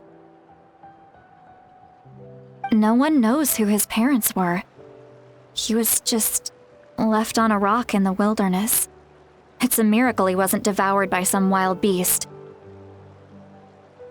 The Masters of the Nightwind believe they can see human souls, and in Ororon's incomplete soul, they saw a possibility for Natlan. A possibility to turn Ororon into a vessel for lost souls. The ceremony would allow lost souls to gather within him. Ororon would then be sent to the Night Kingdom to return the souls to their rightful place, strengthening the ley lines and completing the ceremony. Wait, that doesn't sound right. Now you see the problem. When damage occurs to the Night Kingdom, the souls held within disperse and remain adrift, unable to find a way back to the ley lines. This loss of souls damages the Night Kingdom even further. The ceremony can send back countless souls at once, which would benefit the Night Kingdom and the souls themselves. Of course, the vessel, Ororon, would be sacrificed in the process. I wasn't surprised the chief at the time came up with the plan. The ley lines were already in a terrible state. A suitable candidate for the ceremony appears, and now you have the chance to make things better. Of course you're going to take it. When the chief asked for my opinion, didn't give my approval, but I didn't object either. So they went ahead with the ceremony. It failed, and Ororon escaped with his life. Pathetic, isn't it? By not objecting, I basically gave them the go-ahead. Maybe they didn't have my explicit approval, but it's not like I did the right thing. If the ceremony was successful, Ororon would probably be dead. Of course, in my tribe, death is rarely something to fear. But what kind of message would we be sending by sentencing a newborn to death? By using a human life as a tool? It's not right. So, when I learned the ceremony had failed, I was ashamed by my inaction, and absolutely relieved by the result. The plan was never a secret. Or, I guess I should say, there was no point to keeping it a secret. A simple investigation from Ororon would reveal everything. Everyone thought he would be happy he survived, and he never really said anything to the contrary. But just as I was about to put all of it behind me, he asks this question. Would Natlan have been saved if the ceremony succeeded? Wait, but it's not his fault. He knows that, but he still feels guilty. Ororon has a strong ability to perceive souls, more than any of us. He understands just how dire the situation with ley lines has become. Maybe he chose to work with the Fatui because he still thinks he owes a debt to Natlan. I can only imagine what they told him.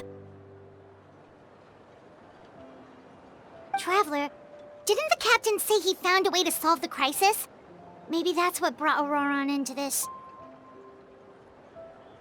Anyway, we can't just let things go on like this. We have to convince him to come back! You don't look so good, Citlali. Maybe you should head back and get some sleep. Probably drank too much. It's okay. The fresh air is doing me good.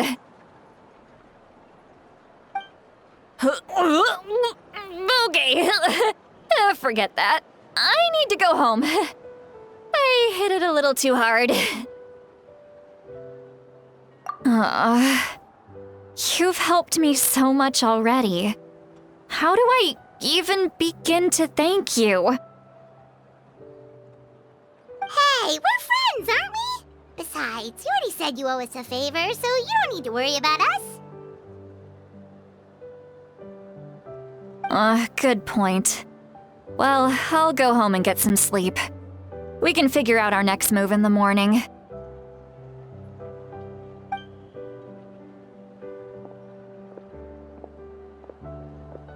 Friends.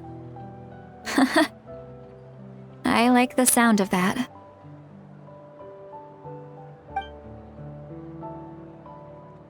Ororon's probably back with the captain, don't you think?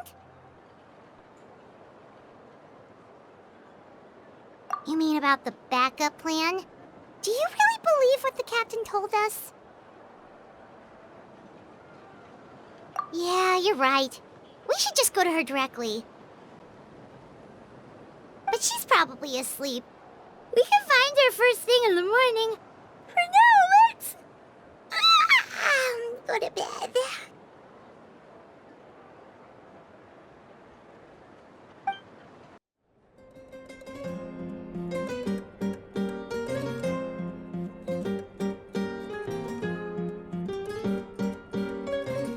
Why is it so noisy outside?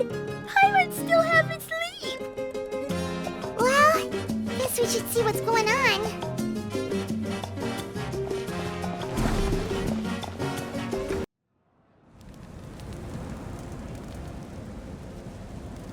you're already here.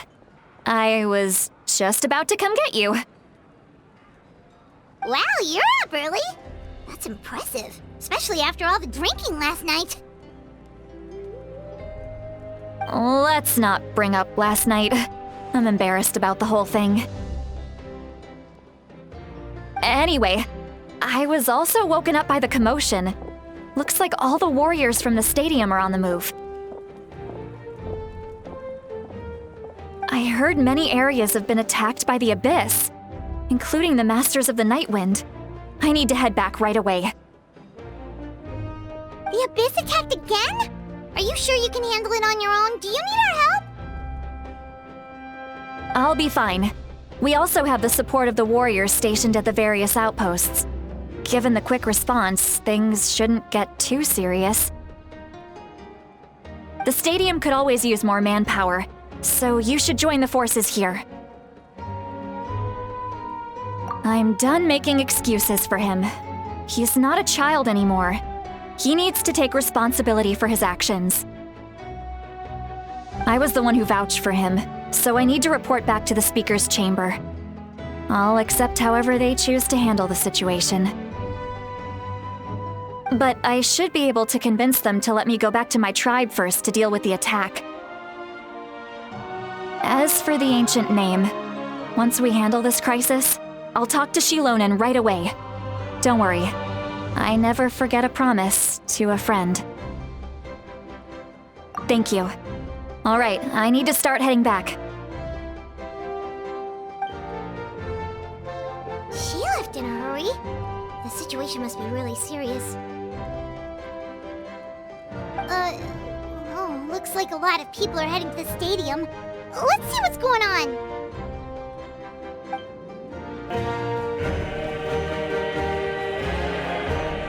Traveler, over here! Oh, perfect. Our star Outlander has appeared. Oh, you're all here!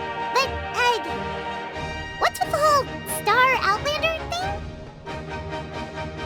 thing? Just my way of saying how awesome you are. We've got a real emergency on our hands, so this is the perfect time for you to show off your skills. Alright, but can we get a quick rundown of the situation first? The Abyss suddenly attacked the Collective of Plenty, the Masters of the Nightwind, the Children of Echoes, and a number of our camps and outposts in the wild. Yes, and the attacks are increasing in frequency. The tribes have plenty of defenses, so they're safe for now, but I can't say the same for the adventurers and merchants stuck in the wild. Chaska and I have been searching for survivors and treating the wounded. We just got back, but we need to head out again soon. I plan on heading back to the Collective of Plenty, just in case my tribe needs me. What about you, Mualani? Where are you gonna go? I'll go help the Children of Echoes. They're the closest, so I can start fighting right away. What about you guys? We could go together. Yeah, that does sound important. No worries. Just leave the Children of Echoes to us. Who knows? Maybe yours truly will have the Abyss on the run by the time you're finished. That would be pretty great, actually. I hope my tribe gets through okay. It'll be fine. Your tribe doesn't do all that bodybuilding for nothing. Let's part ways here for now. And most importantly, be careful, everyone. Oh, and some of us need to avoid getting contaminated by dangerous-looking substances. That will make my job a lot easier. Koichi, do we really have to do this now? It's alright. She's just looking out for everyone. Alright, let's hurry up and talk to the Pyro Archon so we can help the others.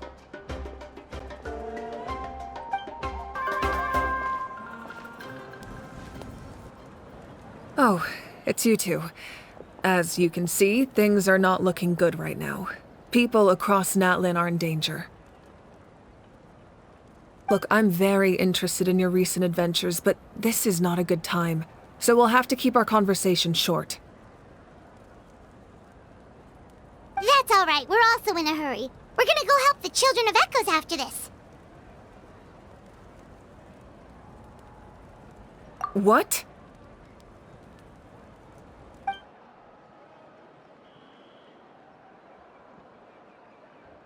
So he thinks my plan is too risky. He thinks I'm being stubborn. I shouldn't underestimate the Fatui's ability to gather intelligence. The Gnosis does have that function, but there's more to the story. I will answer you honestly, but you must help me keep this a secret. I can use the power of the Gnosis to save Natlan, but it comes at a heavy price. The Gnosis would drain all the souls and memories from the Night Kingdom and weave them into a giant net, which would surround the ley lines and protect them against abyssal corrosion. Wait, you can use souls to weave a net? But does that mean... Yes. It means sacrificing those souls in the process. Souls are just another form of life. The cruelty of this method is self-evident. The Night Kingdom not only houses the souls of the dead, but also our memories and legends. Using the Gnosis means converting all three into material for the net, erasing our history and culture. Even then, the net can still become corroded. If we cannot find a way to repair the damaged ley lines before that happens, then all those sacrifices are for nothing.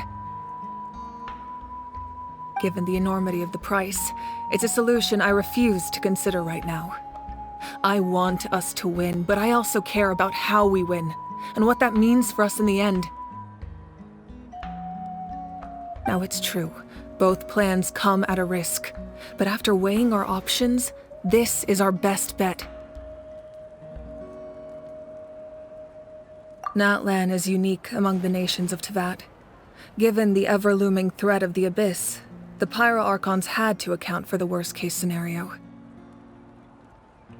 Having a contingency plan is our duty, not just to the people of Natlan, but to all who live on this continent.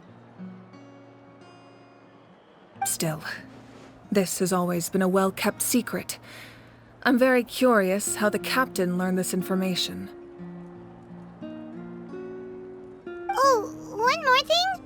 The Captain said he found another way to solve the problem. Could be equally as extreme, though. Without the Gnosis, he should have no other option. But I see no reason for him to lie. Seems like our only path forward is to track him down, so he can answer that question for us.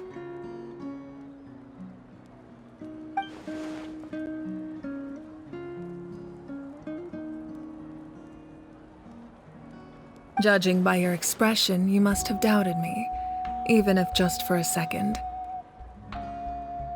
Not even a little! We would never...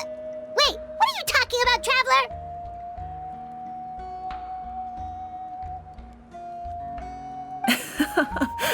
Just as expected.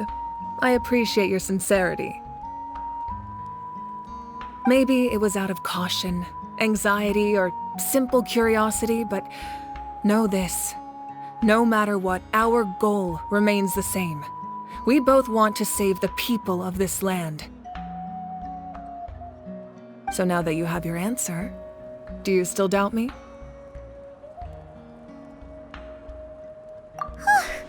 You scared Paimon. You've really got a lot of guts, Traveler.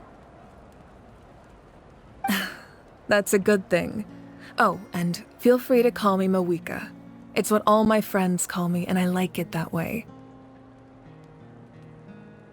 As for the Captain, the intelligence officers we assigned to the Fatui should be back soon. We'll get our answer then. That's great! Sounds like we just have to wait a little longer.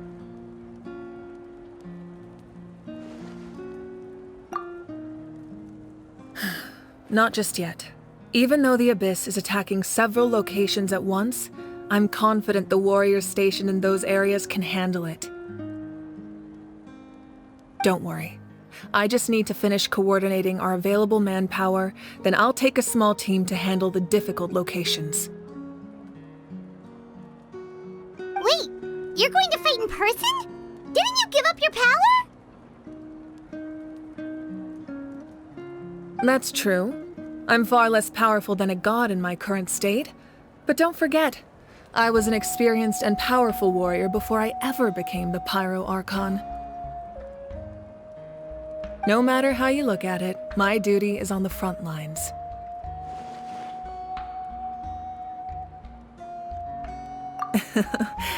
I just think there's strength in numbers. If the people feel emboldened, that's just a bonus. Anyway, even if we respond to these threats in time, it's not a permanent solution in the long run. I've considered moving my people to other nations, but given their close connection to the Night Kingdom, a forced evacuation would have devastating consequences.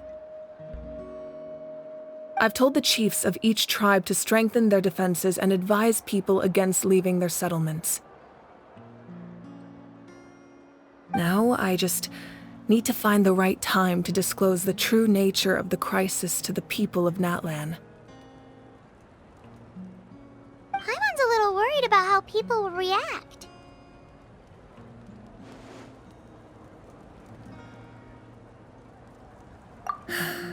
Yes, but that won't be the only response.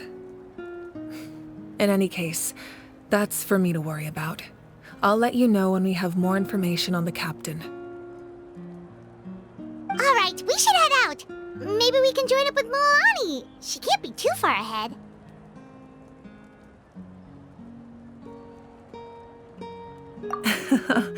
No need to worry about me.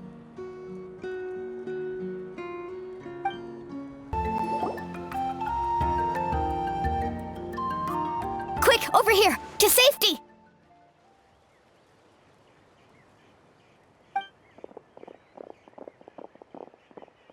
Kachina, how many people do you have left?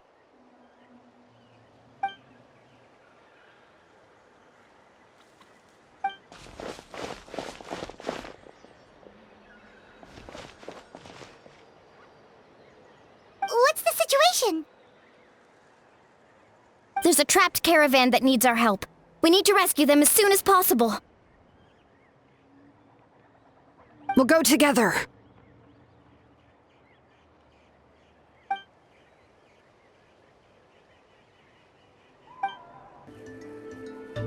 Stay safe. We've got this. I really thought I was done for. I can't thank you enough. Don't worry about it. We're just glad you're okay. Let's see. Your goods look fine too. Guess the Abyss isn't after Mora. That should be the last abyssal pylon near the Children of Echoes.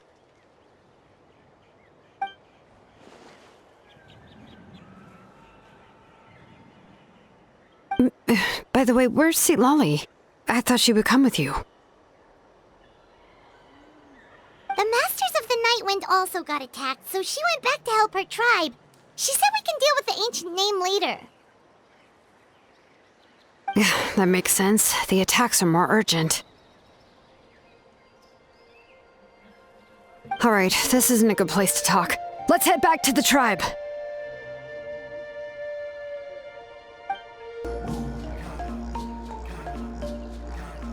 Looks like a few people were hurt after all. Oh, I should have got here sooner. The Abyss threw a lot at us at once. I rushed out as soon as I heard the alarm, and there were already so many monsters. Before long, Kachina brought over a whole group of warriors, and just like that, we destroyed several pylons as a team.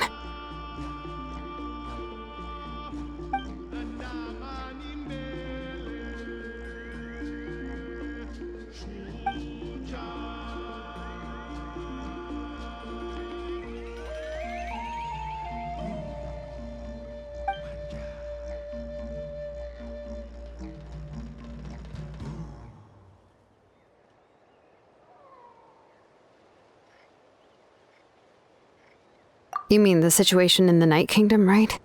Yeah, I feel the same way. We've managed to keep it a secret all this time, but more and more people are realizing something's wrong. It's impossible not to feel anxious when things are getting worse by the second, and all we can do is wait.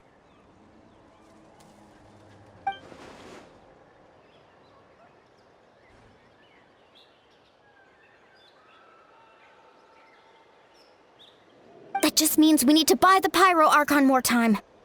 Keep pushing, everyone. Every battle is worth something. You really are an eternal optimist, Mualani. You always find a way to cheer people up.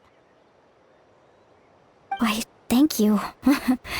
I guess it's one of my better qualities.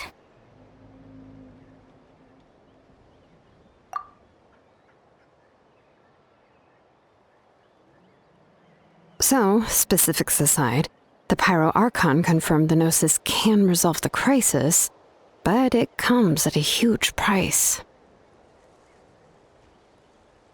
And somehow the captain finds out about it, goes to fight the Pyro Archon, and calls her out for having a solution but refusing to use it. Honestly, if he has the same information as us, I can't really blame him.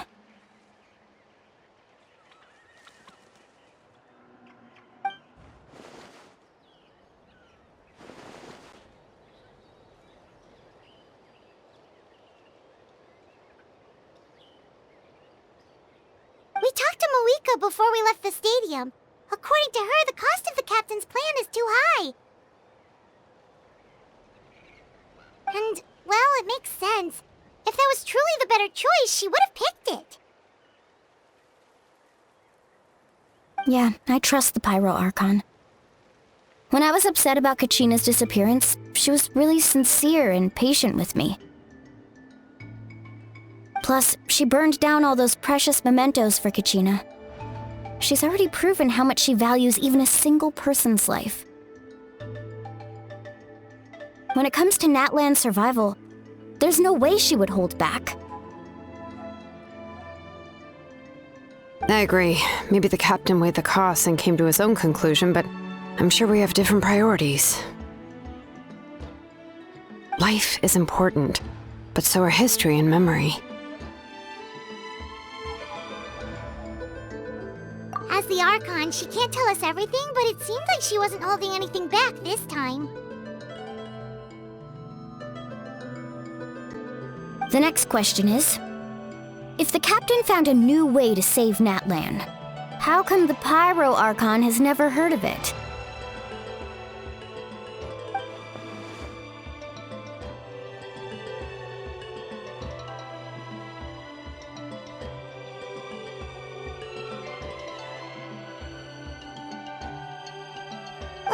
This is all super confusing.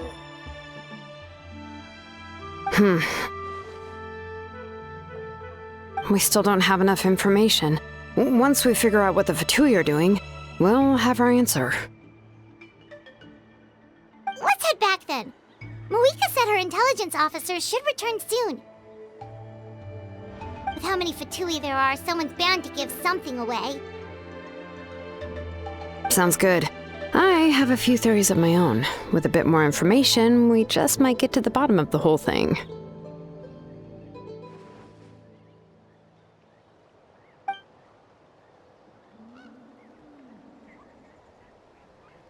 I was just about to ask.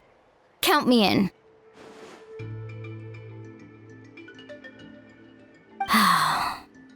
If I was just a bit faster, we could have prevented a few people from getting hurt. People who could help us in the next battle. It's all a chain reaction.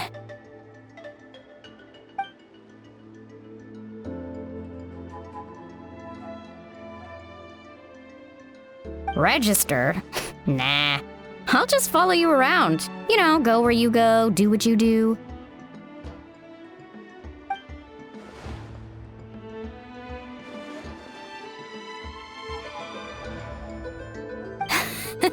You got it. I just don't want to make the trip back. It's so far. Alright. See you all later. Let's get together and celebrate once this is over. Oh, you betcha! Moika! Oh, Chaska and Koichi are here! Wait, are you okay, Koichi? I'm fine. No need to worry. They ran into the Fatui while out on a mission and decided to follow them. The Fatui? Calm down and let me explain. Here's what happened. Watch out. It's the Fatui.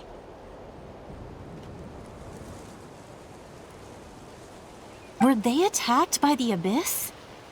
No, wait. It looks like they're protecting a group of travelers. Over there. Do you see? You're right. That's a traveling group from Natlan. Could they be trading for something? Let's keep observing for now. We're glad you're okay. Given the appearance of abyss monsters all over Natlan, you should cancel your journey and seek shelter at the stadium or one of the tribes.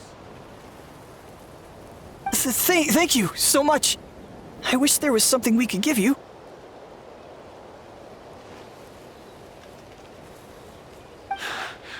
We don't expect anything in return. We were out on a mission and saw you being attacked. It was our decision to help. If you truly wish to repay the favor, you can keep this a secret. If anyone asks, just say you were saved by warriors from Natlan. Oh, okay. We can do that. But...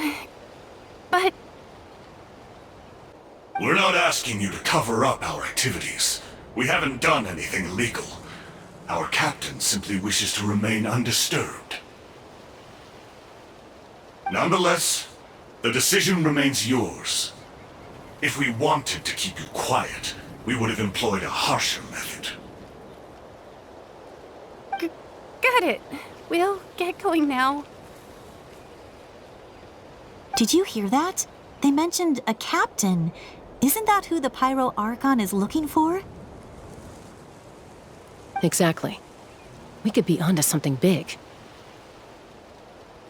Still, there was no trade. They were just helping people in need. I didn't sense an ulterior motive.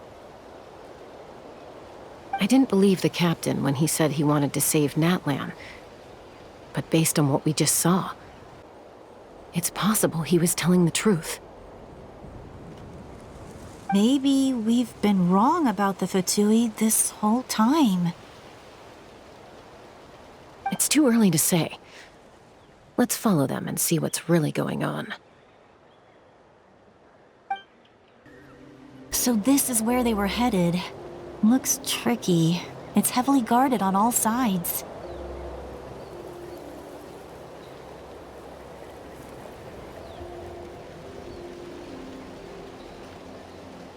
Koichi, wait for me here.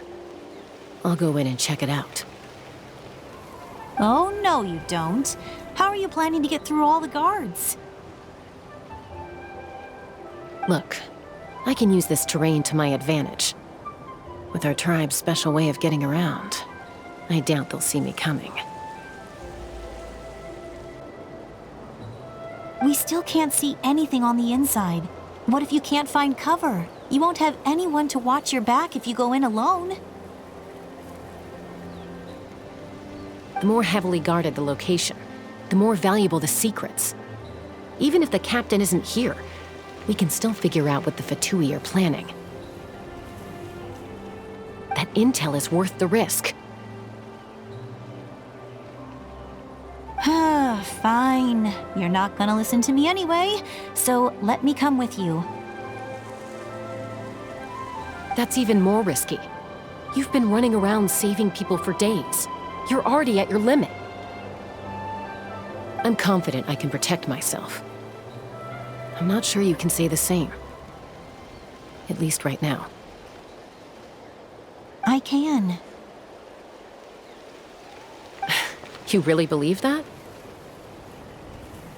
Fine, don't believe me. But you can't honestly tell me infiltrating a heavily guarded Fatui hideout all on your own sounds more reasonable. You know, growing up, even if I insisted on doing something, it never gave you any trouble. I'm not sure you can say the same. All right. If we start arguing, this will never end. We can't let this opportunity go to waste. Guess that means I win. Don't worry, you're not the only capable young person from our tribe. I can handle this. All right. Same plan as usual. We split up, communicate with hand signals, make sure our blind spots are covered, and support each other once we strike. Got your ropes? Yeah, let's go.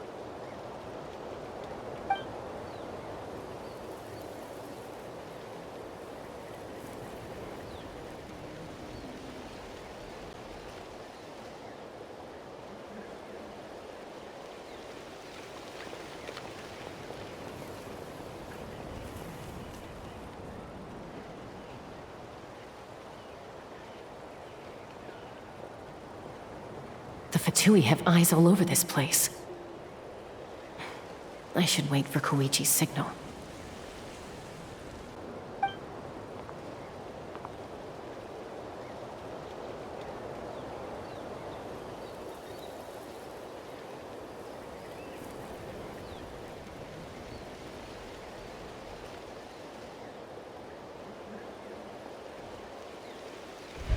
Now.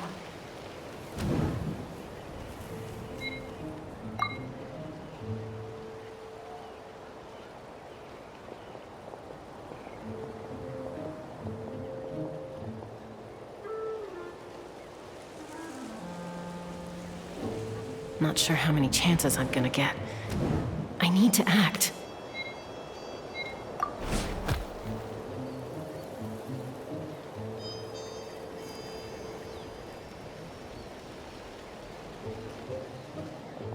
Good. I made it without getting caught. I should get to that platform over there. But it's guarded by the Fatui. Koichi should have line of sight. I'll wait for her signal.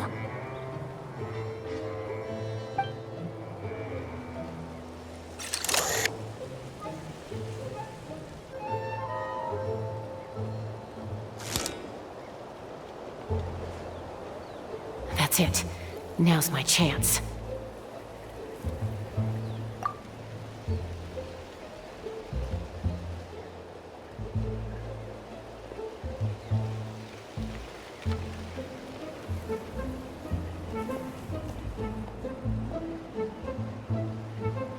It's no use staying in one place. I should keep moving. Looks like Chaska is helping me by keeping an eye on the Fatui movements. I'll wait for her signal.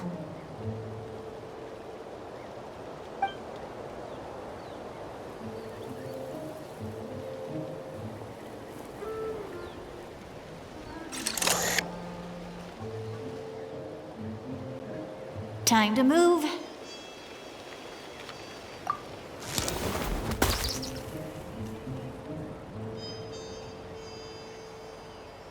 Whew! That was close. Almost got caught. Probably can't make it over in one go. I'll wait for my next chance. Now's my chance.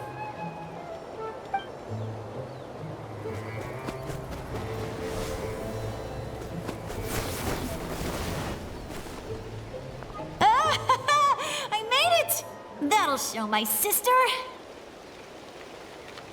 Let's see. The Fatui's occupying all the best locations. If we could just get past them somehow. Wait, I've got it!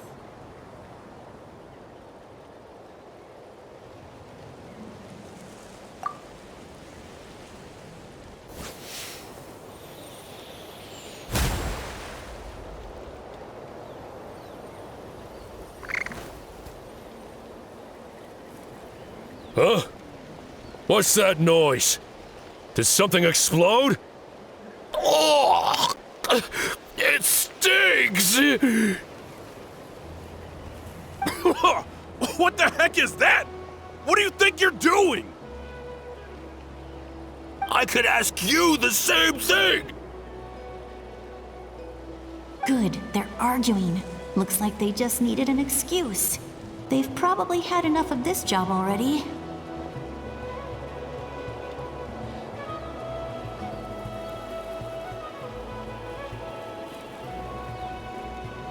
The people on the hill over there left to help their comrades. This is our chance.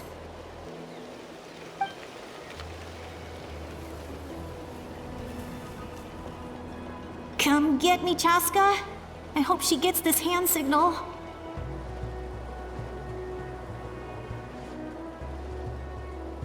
That's Koichi's signal. Smart idea. All right, time to move.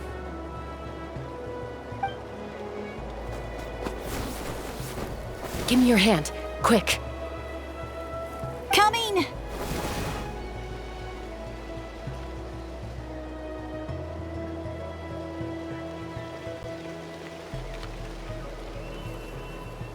I checked, and this way is completely clear. It should lead us to the deepest part of this place.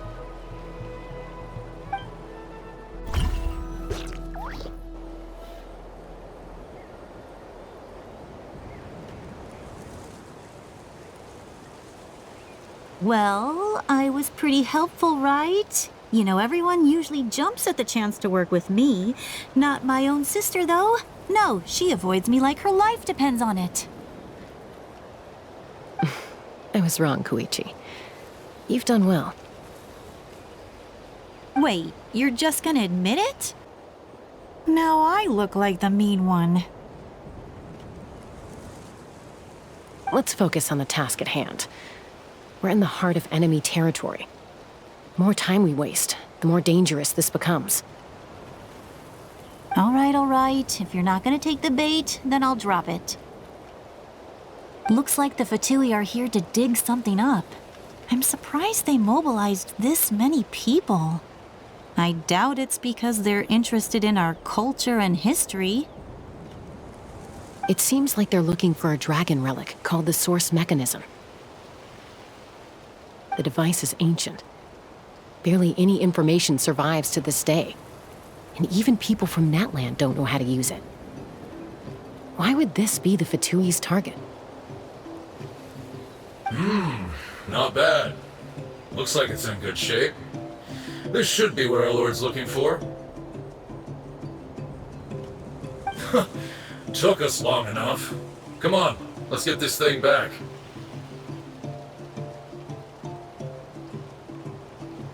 Back? Back where? Should we keep following? You really want to keep going? Of course! We make a good team, don't you think? No reason to stop now. What was that sound? Uh-oh. We've been spotted. Time to go. Falling rock incoming! Watch out for your gadget! What?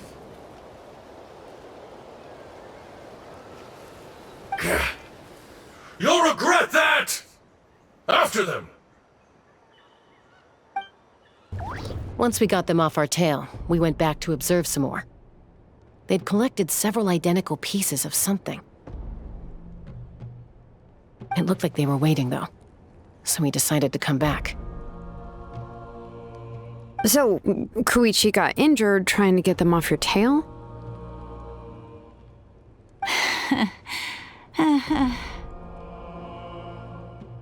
She pushed herself too hard and collapsed on the way back to the stadium.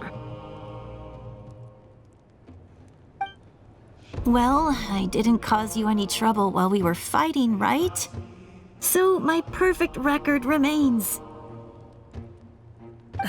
You've done very well. I could make a comment on knowing your limits, but it's not my place. I know. I'm already reflecting on my actions. So, our current intel suggests the Fatui is after the source mechanism. The device is a complete mystery, even to us. What does the captain want with it? I have no idea. But it's safe to assume the device could serve a similar purpose to the Gnosis. Xilonen, I need you to gather every scholar in Natlan familiar with the secret source. I'll get right on it. Thank you both for your hard work. Koichi, it's time for you to get some rest. Oh, and there are gifts from your patients waiting at the speaker's chamber. I've prepared a small gift of my own as a token of gratitude. I'll send it to your home along with the others. My patients. That's so nice of them. Guess that means I'm doing something right. You don't need to give us anything, Archon. We were just doing our duty for Natlan. I should take Koichi home now. Well, if Koichi doesn't want her favorite Saurus crackers, then... I accept. Thank you, Archon. What am I gonna do with you? There's some for the rest of you as well. They're one of my favorites too, so don't be shy. I'll start investigating the source mechanism right away. If I learn anything, you'll be the first to know. Yummy snacks!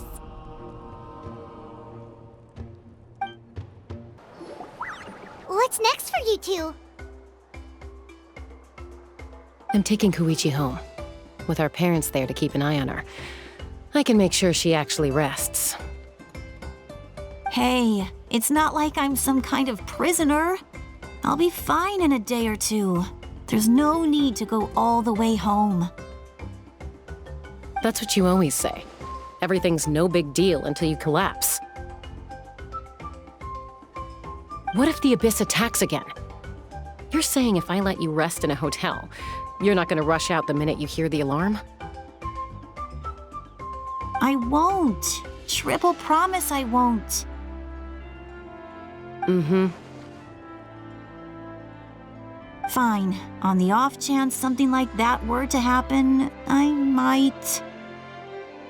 But I'm a doctor. I have a duty to help people in need, no matter how hard or tiring the work gets.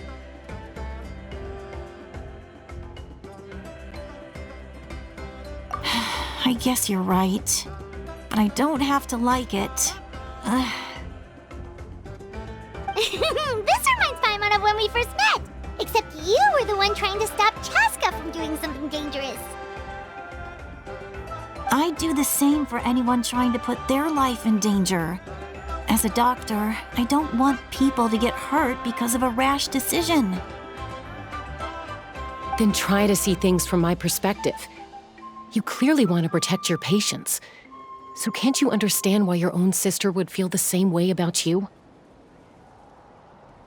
The two of you are the same, you know? I disagree. I understand the risks and costs of my decisions. Who wants to be like her? Overconfident, always making excuses when things go wrong. That's just not true. You think I don't have proof? Okay, don't get into another fight. Just pretend Paimon never said anything. Don't worry, Paimon. You didn't do anything wrong. Arguing is just how we communicate. Neither of us really takes it to heart. Plus, I guess we are similar in some ways. Maybe I rush into things without thinking, but I learned that from her. We're family. I can't help it if my older sister is a bad influence. Okay, you don't have to put it that way. So, you're all good now? Neither of us are really the type to back down, so we'll always have our differences. But still, we get along in our own way. Plus, I know you'll wake up one day and realize I was right all along. I just need to wait. Be my guest. Come on, let's get you home. See you later, Traveler and Paimon. I'll be back once everything's settled at home. There's no rush. At least grab a nice meal with your family. Bye, you two. Take care of yourselves out there.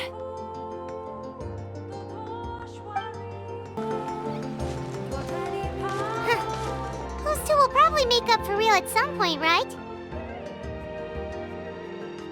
Well, we've learned a lot. Let's go over everything that we know so far.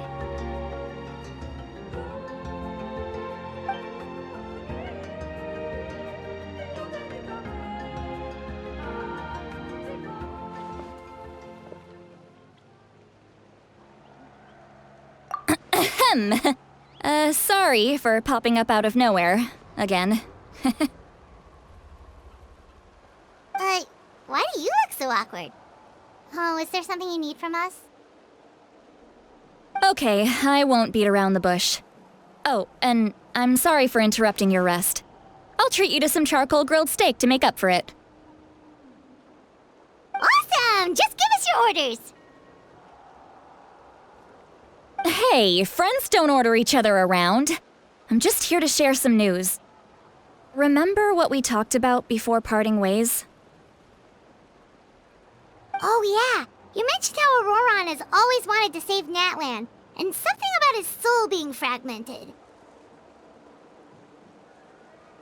Paimon and the Traveler discussed it after you left, and we think Ororon is probably back with the Captain. What do you think? I agree with your hypothesis, and just now, I confirmed it myself. Ororon came back. He helped the Masters of the Nightwind defend our camp. What? He came back?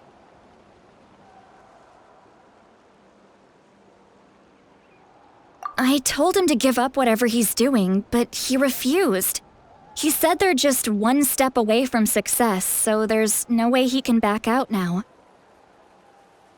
Apparently, he came back to fulfill his duty to our tribe. When he left, he said it was because he still has a duty to Natlan as a whole. I'm unsurprised you let him go at all. I had to prioritize my tribe. Besides, the situation was intense. I couldn't focus on outside and inside threats at the same time. Plus, he was on guard. He knew I would try to go after him, so he made sure to keep his distance. I kept an eye out for a good opportunity, but it never came. All these years of calling me Granny, and I couldn't do a single thing for him in the end. Don't say that! Your tribe all raised him together, right? That couldn't have been easy. You're right. Seeing him come back reminded me of when he was little. Running around the tribe, dropping by random houses right and left. He's not only a child of the Masters of the Nightwind, but a child of Natlan. It's only natural for a child to want to do something for their family. Besides, Ororon is my apprentice. He might have a few tricks up his sleeve, but I guarantee I know every single one. Wait, what are you saying?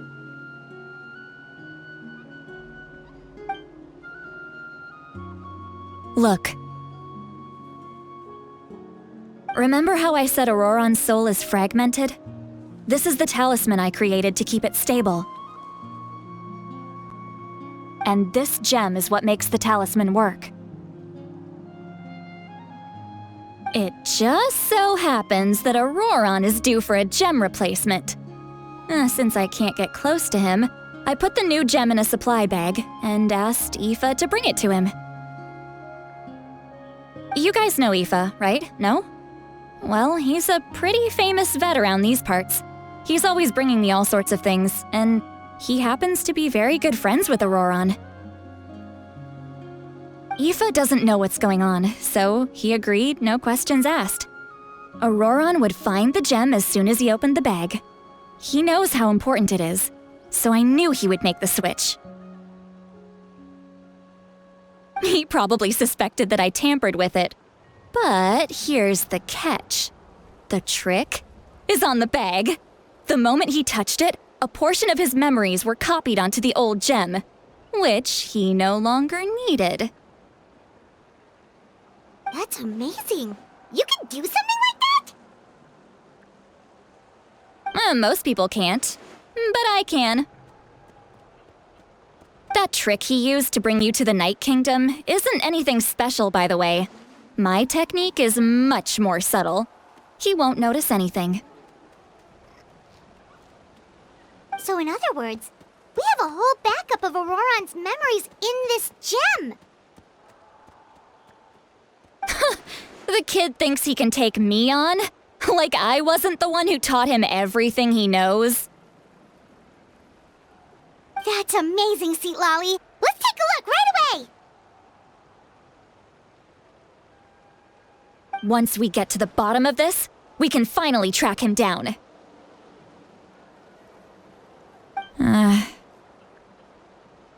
I know he thinks of me as his grandma, but do you think he'll get mad at me for this? You can be honest. That's a tough question. Paimon doesn't have a grandma, so she's not the best person to ask. To be honest, I've always doubted my ability to look after him. I didn't stop the ceremony all those years ago, and now I'm useless again. But if I stop here, it will haunt me until I'm 500 years old. Every night I'll wake up in a fit of anger. I don't scare that easy. Still, if I back away from this and something happens to Ororon, I would never forgive myself.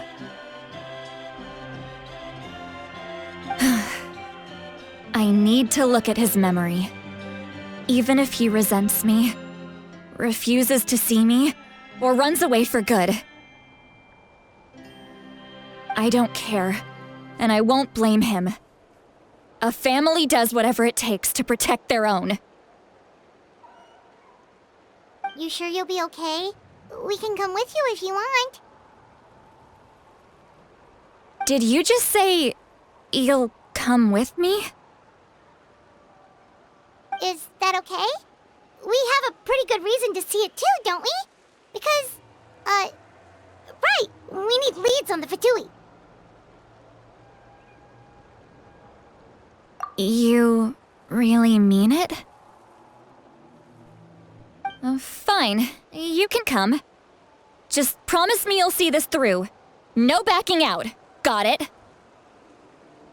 Don't worry, we're professional adventurers.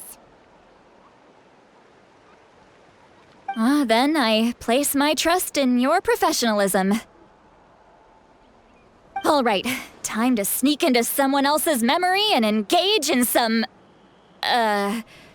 unwanted spying. You heard it here first. I wouldn't be doing this if I had any other choice. Are you ready?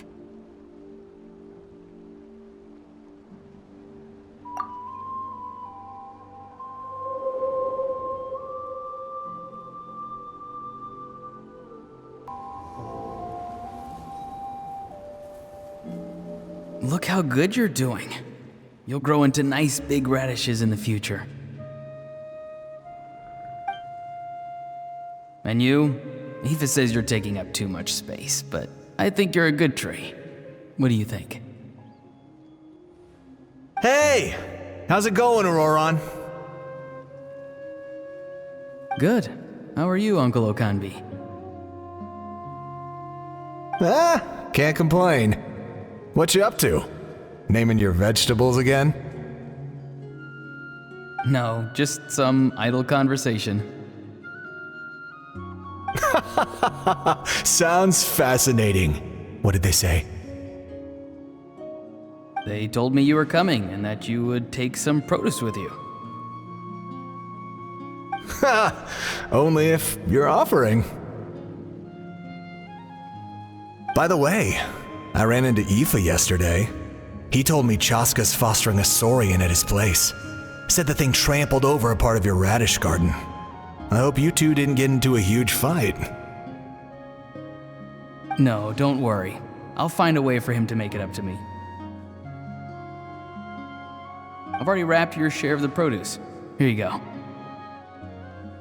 You really knew I was coming. That's pretty amazing. Light up the smoke and you can see the path through the shadows. That's what everyone says. Hey, have you seen that strange group of people that just appeared out of nowhere? Appeared out of nowhere? I don't think so. It's the Fatui. Their leader seems like a big deal. He didn't bring many men with him, but they're all elite warriors. It seems like they're looking for someone, but I wouldn't go around asking too many questions. If you run into them, be careful.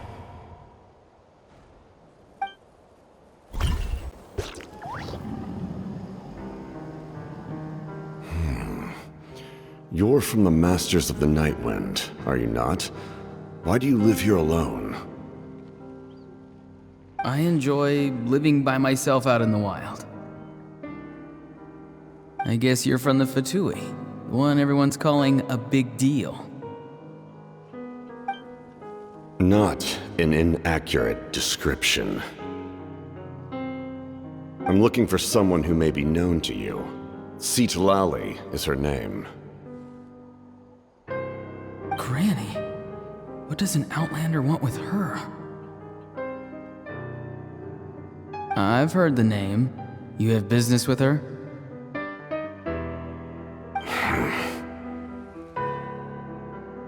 There's no point to further questioning if you insist on hiding things from me. I shall seek answers elsewhere. Oh, he could tell I was lying and now he's leaving? He gave up just like that? Hey! At least tell me why you're looking for Citlali. It's none of your concern. I have my own means of tracking her down.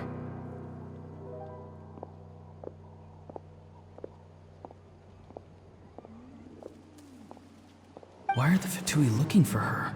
What does she have to do with them? I can't just let them go like this. I have to figure out what they're planning.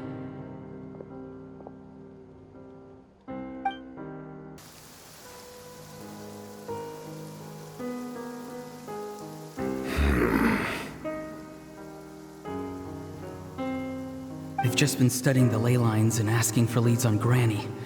I can definitely rule out some sort of invasion. The situation has seen no true improvement. The Pyro Archon did not fulfill her promise.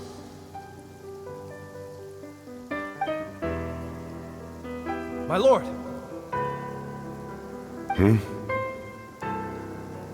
Ignore him. He is no threat. He knows I'm following him, but he doesn't seem to care. He's strong, I can tell. But there's something unusual about him and also familiar in some way. I can't describe it.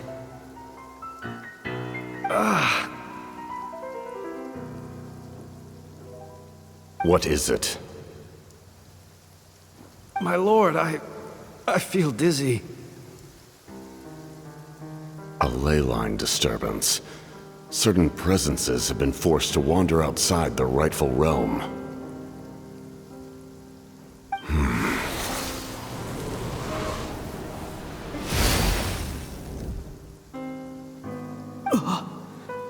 That was a spell from the Masters of the Nightwind. How did he know that? Is he sending those escaped souls back into the ley lines? did he do that so easily? Soulfaring is supposed to be extremely difficult. This could be related to why he's searching for Granny. I feel much better. Thank you, my lord. Think nothing of it. Stay vigilant and continue to gather information. The Abyss could attack at any moment. If you notice any irregularities, assume drill formation and be prepared to fight. However, there's no reason to over-engage. Information is our first priority. Yes, sir. Why are the Fatui fighting against the Abyss? Do they really mean us no harm?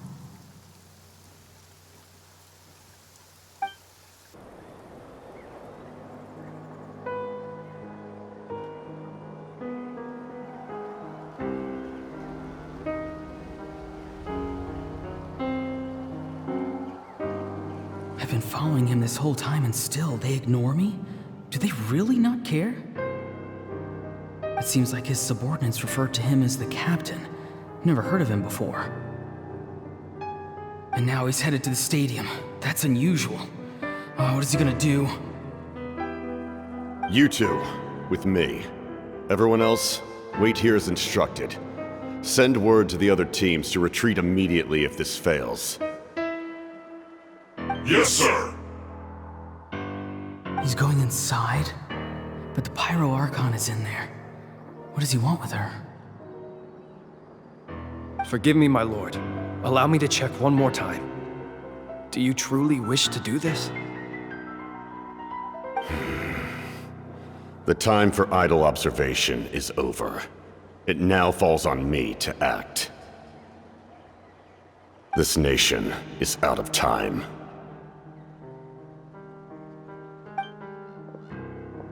Yes, sir.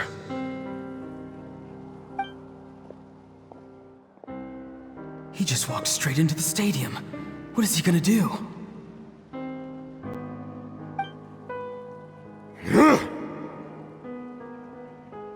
They're both incredibly strong. How long will they have to fight until someone comes out on top?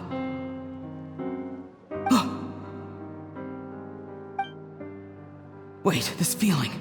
Just like the other day near the ley lines, it's faint, like a soul's trying to escape. Where is it coming from? Is that why he's looking for Granny? If he dies here, then all clues will be lost. I can't let that happen.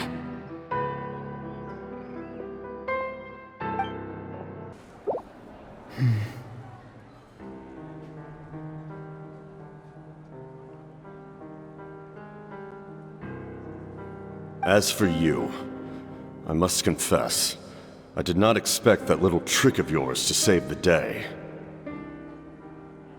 No matter how dense the fog, as long as the sun remains, we cannot turn day into night. She could have dispelled it. She simply chose not to. You don't have much time, and you're injured on top of that. What do you plan to do next? I'm beginning to see just how useful you may turn out to be. You heard something from here, didn't you?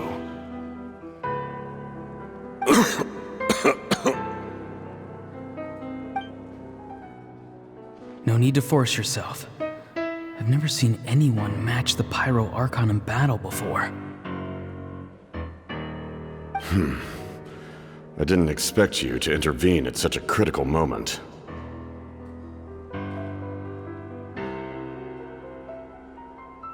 You know I've been following you. Why didn't you stop me? When walking in the forest, it is only natural to encounter wild beasts. However, not every beast has the courage to come out and bite. And yet, one of those very beasts saved your life. Then speak. What do you want? I didn't save you because I wanted something. My soul is more perceptive than others. I can sense that the ley lines are extremely weak. I don't know what the Pyro Archon is planning. Can she really save us? The questions you asked her just now, well, I've had very similar doubts. So I felt like I had to help you.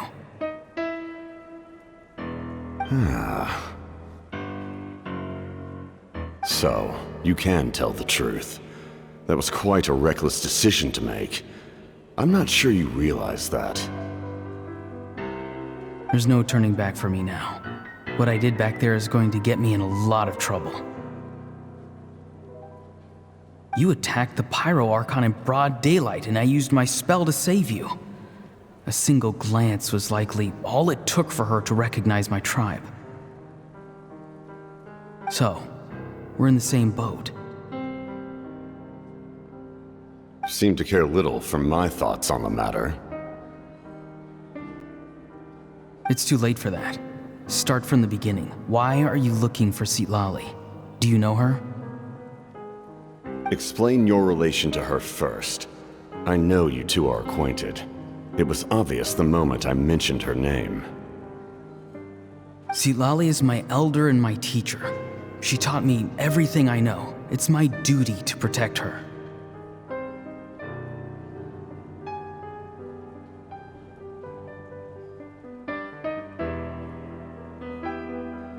If you truly wish to protect her, you should have let me perish at the Pyro Archon's hand.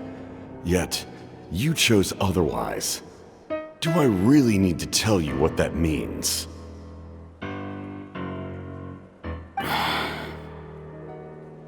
I want to do something to change Natlan for the better. Something I can accomplish with my own two hands. You're stranger than anyone I've ever met. But maybe, just maybe, you can show me the way. Strange? Citlali is said to be the legendary Granny Citlali, someone capable of communicating with the Wyub, and the Wyub are the key to information on the Night Kingdom. Why do you need knowledge on the Night Kingdom?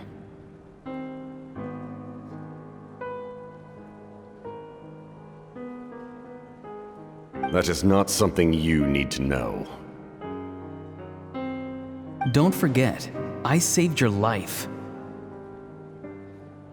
Do you not believe the Fatui capable of betraying a debt? People can lie, but souls cannot.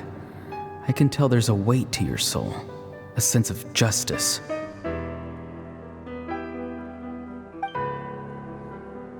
You may not live among your tribe, but you certainly know their tricks. I apologize for my rash judgment. You are more capable than I imagined. Let's go. We'll see if you have what it takes to join my plan.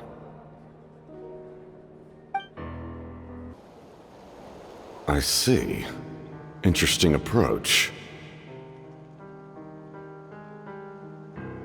Worth trying, I think. Rather than weaving a net to protect the ley lines, this method would address the root problem. By reconstructing the ley lines themselves.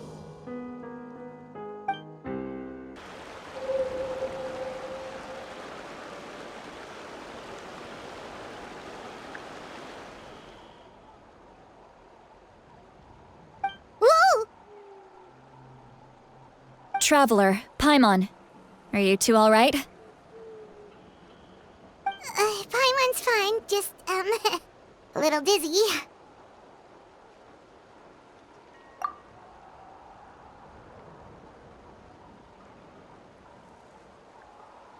Of course.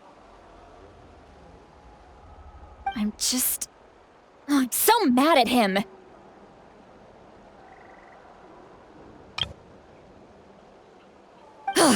After everything, he still can't let go of the past. For some reason, he thinks he owes something to the people who cared for him. Stubborn, self-righteous fool. Where's that gonna get him? Now that he's all grown up, he thinks no one can tell him what to do? He thinks he can just run away whenever he wants.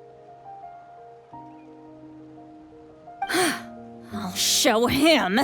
If he tries to run one more time, he's got another thing coming. Maybe stubbornness runs in the family. Like grandmother, like grandson, as they say.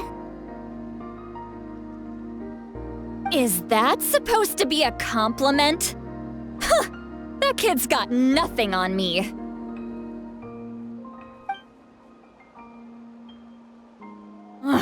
Anyway, back to what we just saw. I don't even know what to make of it. Yeah, the captain seriously wants to reconstruct the ley lines? What does that even mean? Something like the loom of fate, maybe? But how does that help with the abyss? The loom of fate? Oh, it's kind of hard to explain. Basically, it's a device from Conrio that has unbelievable power. Anyway, if he really wants to manipulate the ley lines, everyone in Natlan will be affected. Oh, this is big. Which means the captain has been honest from the very beginning. Ororon's memory proves that. Why is he so obsessed with saving Natlan? Oh, we've got to tell Moika about this right away.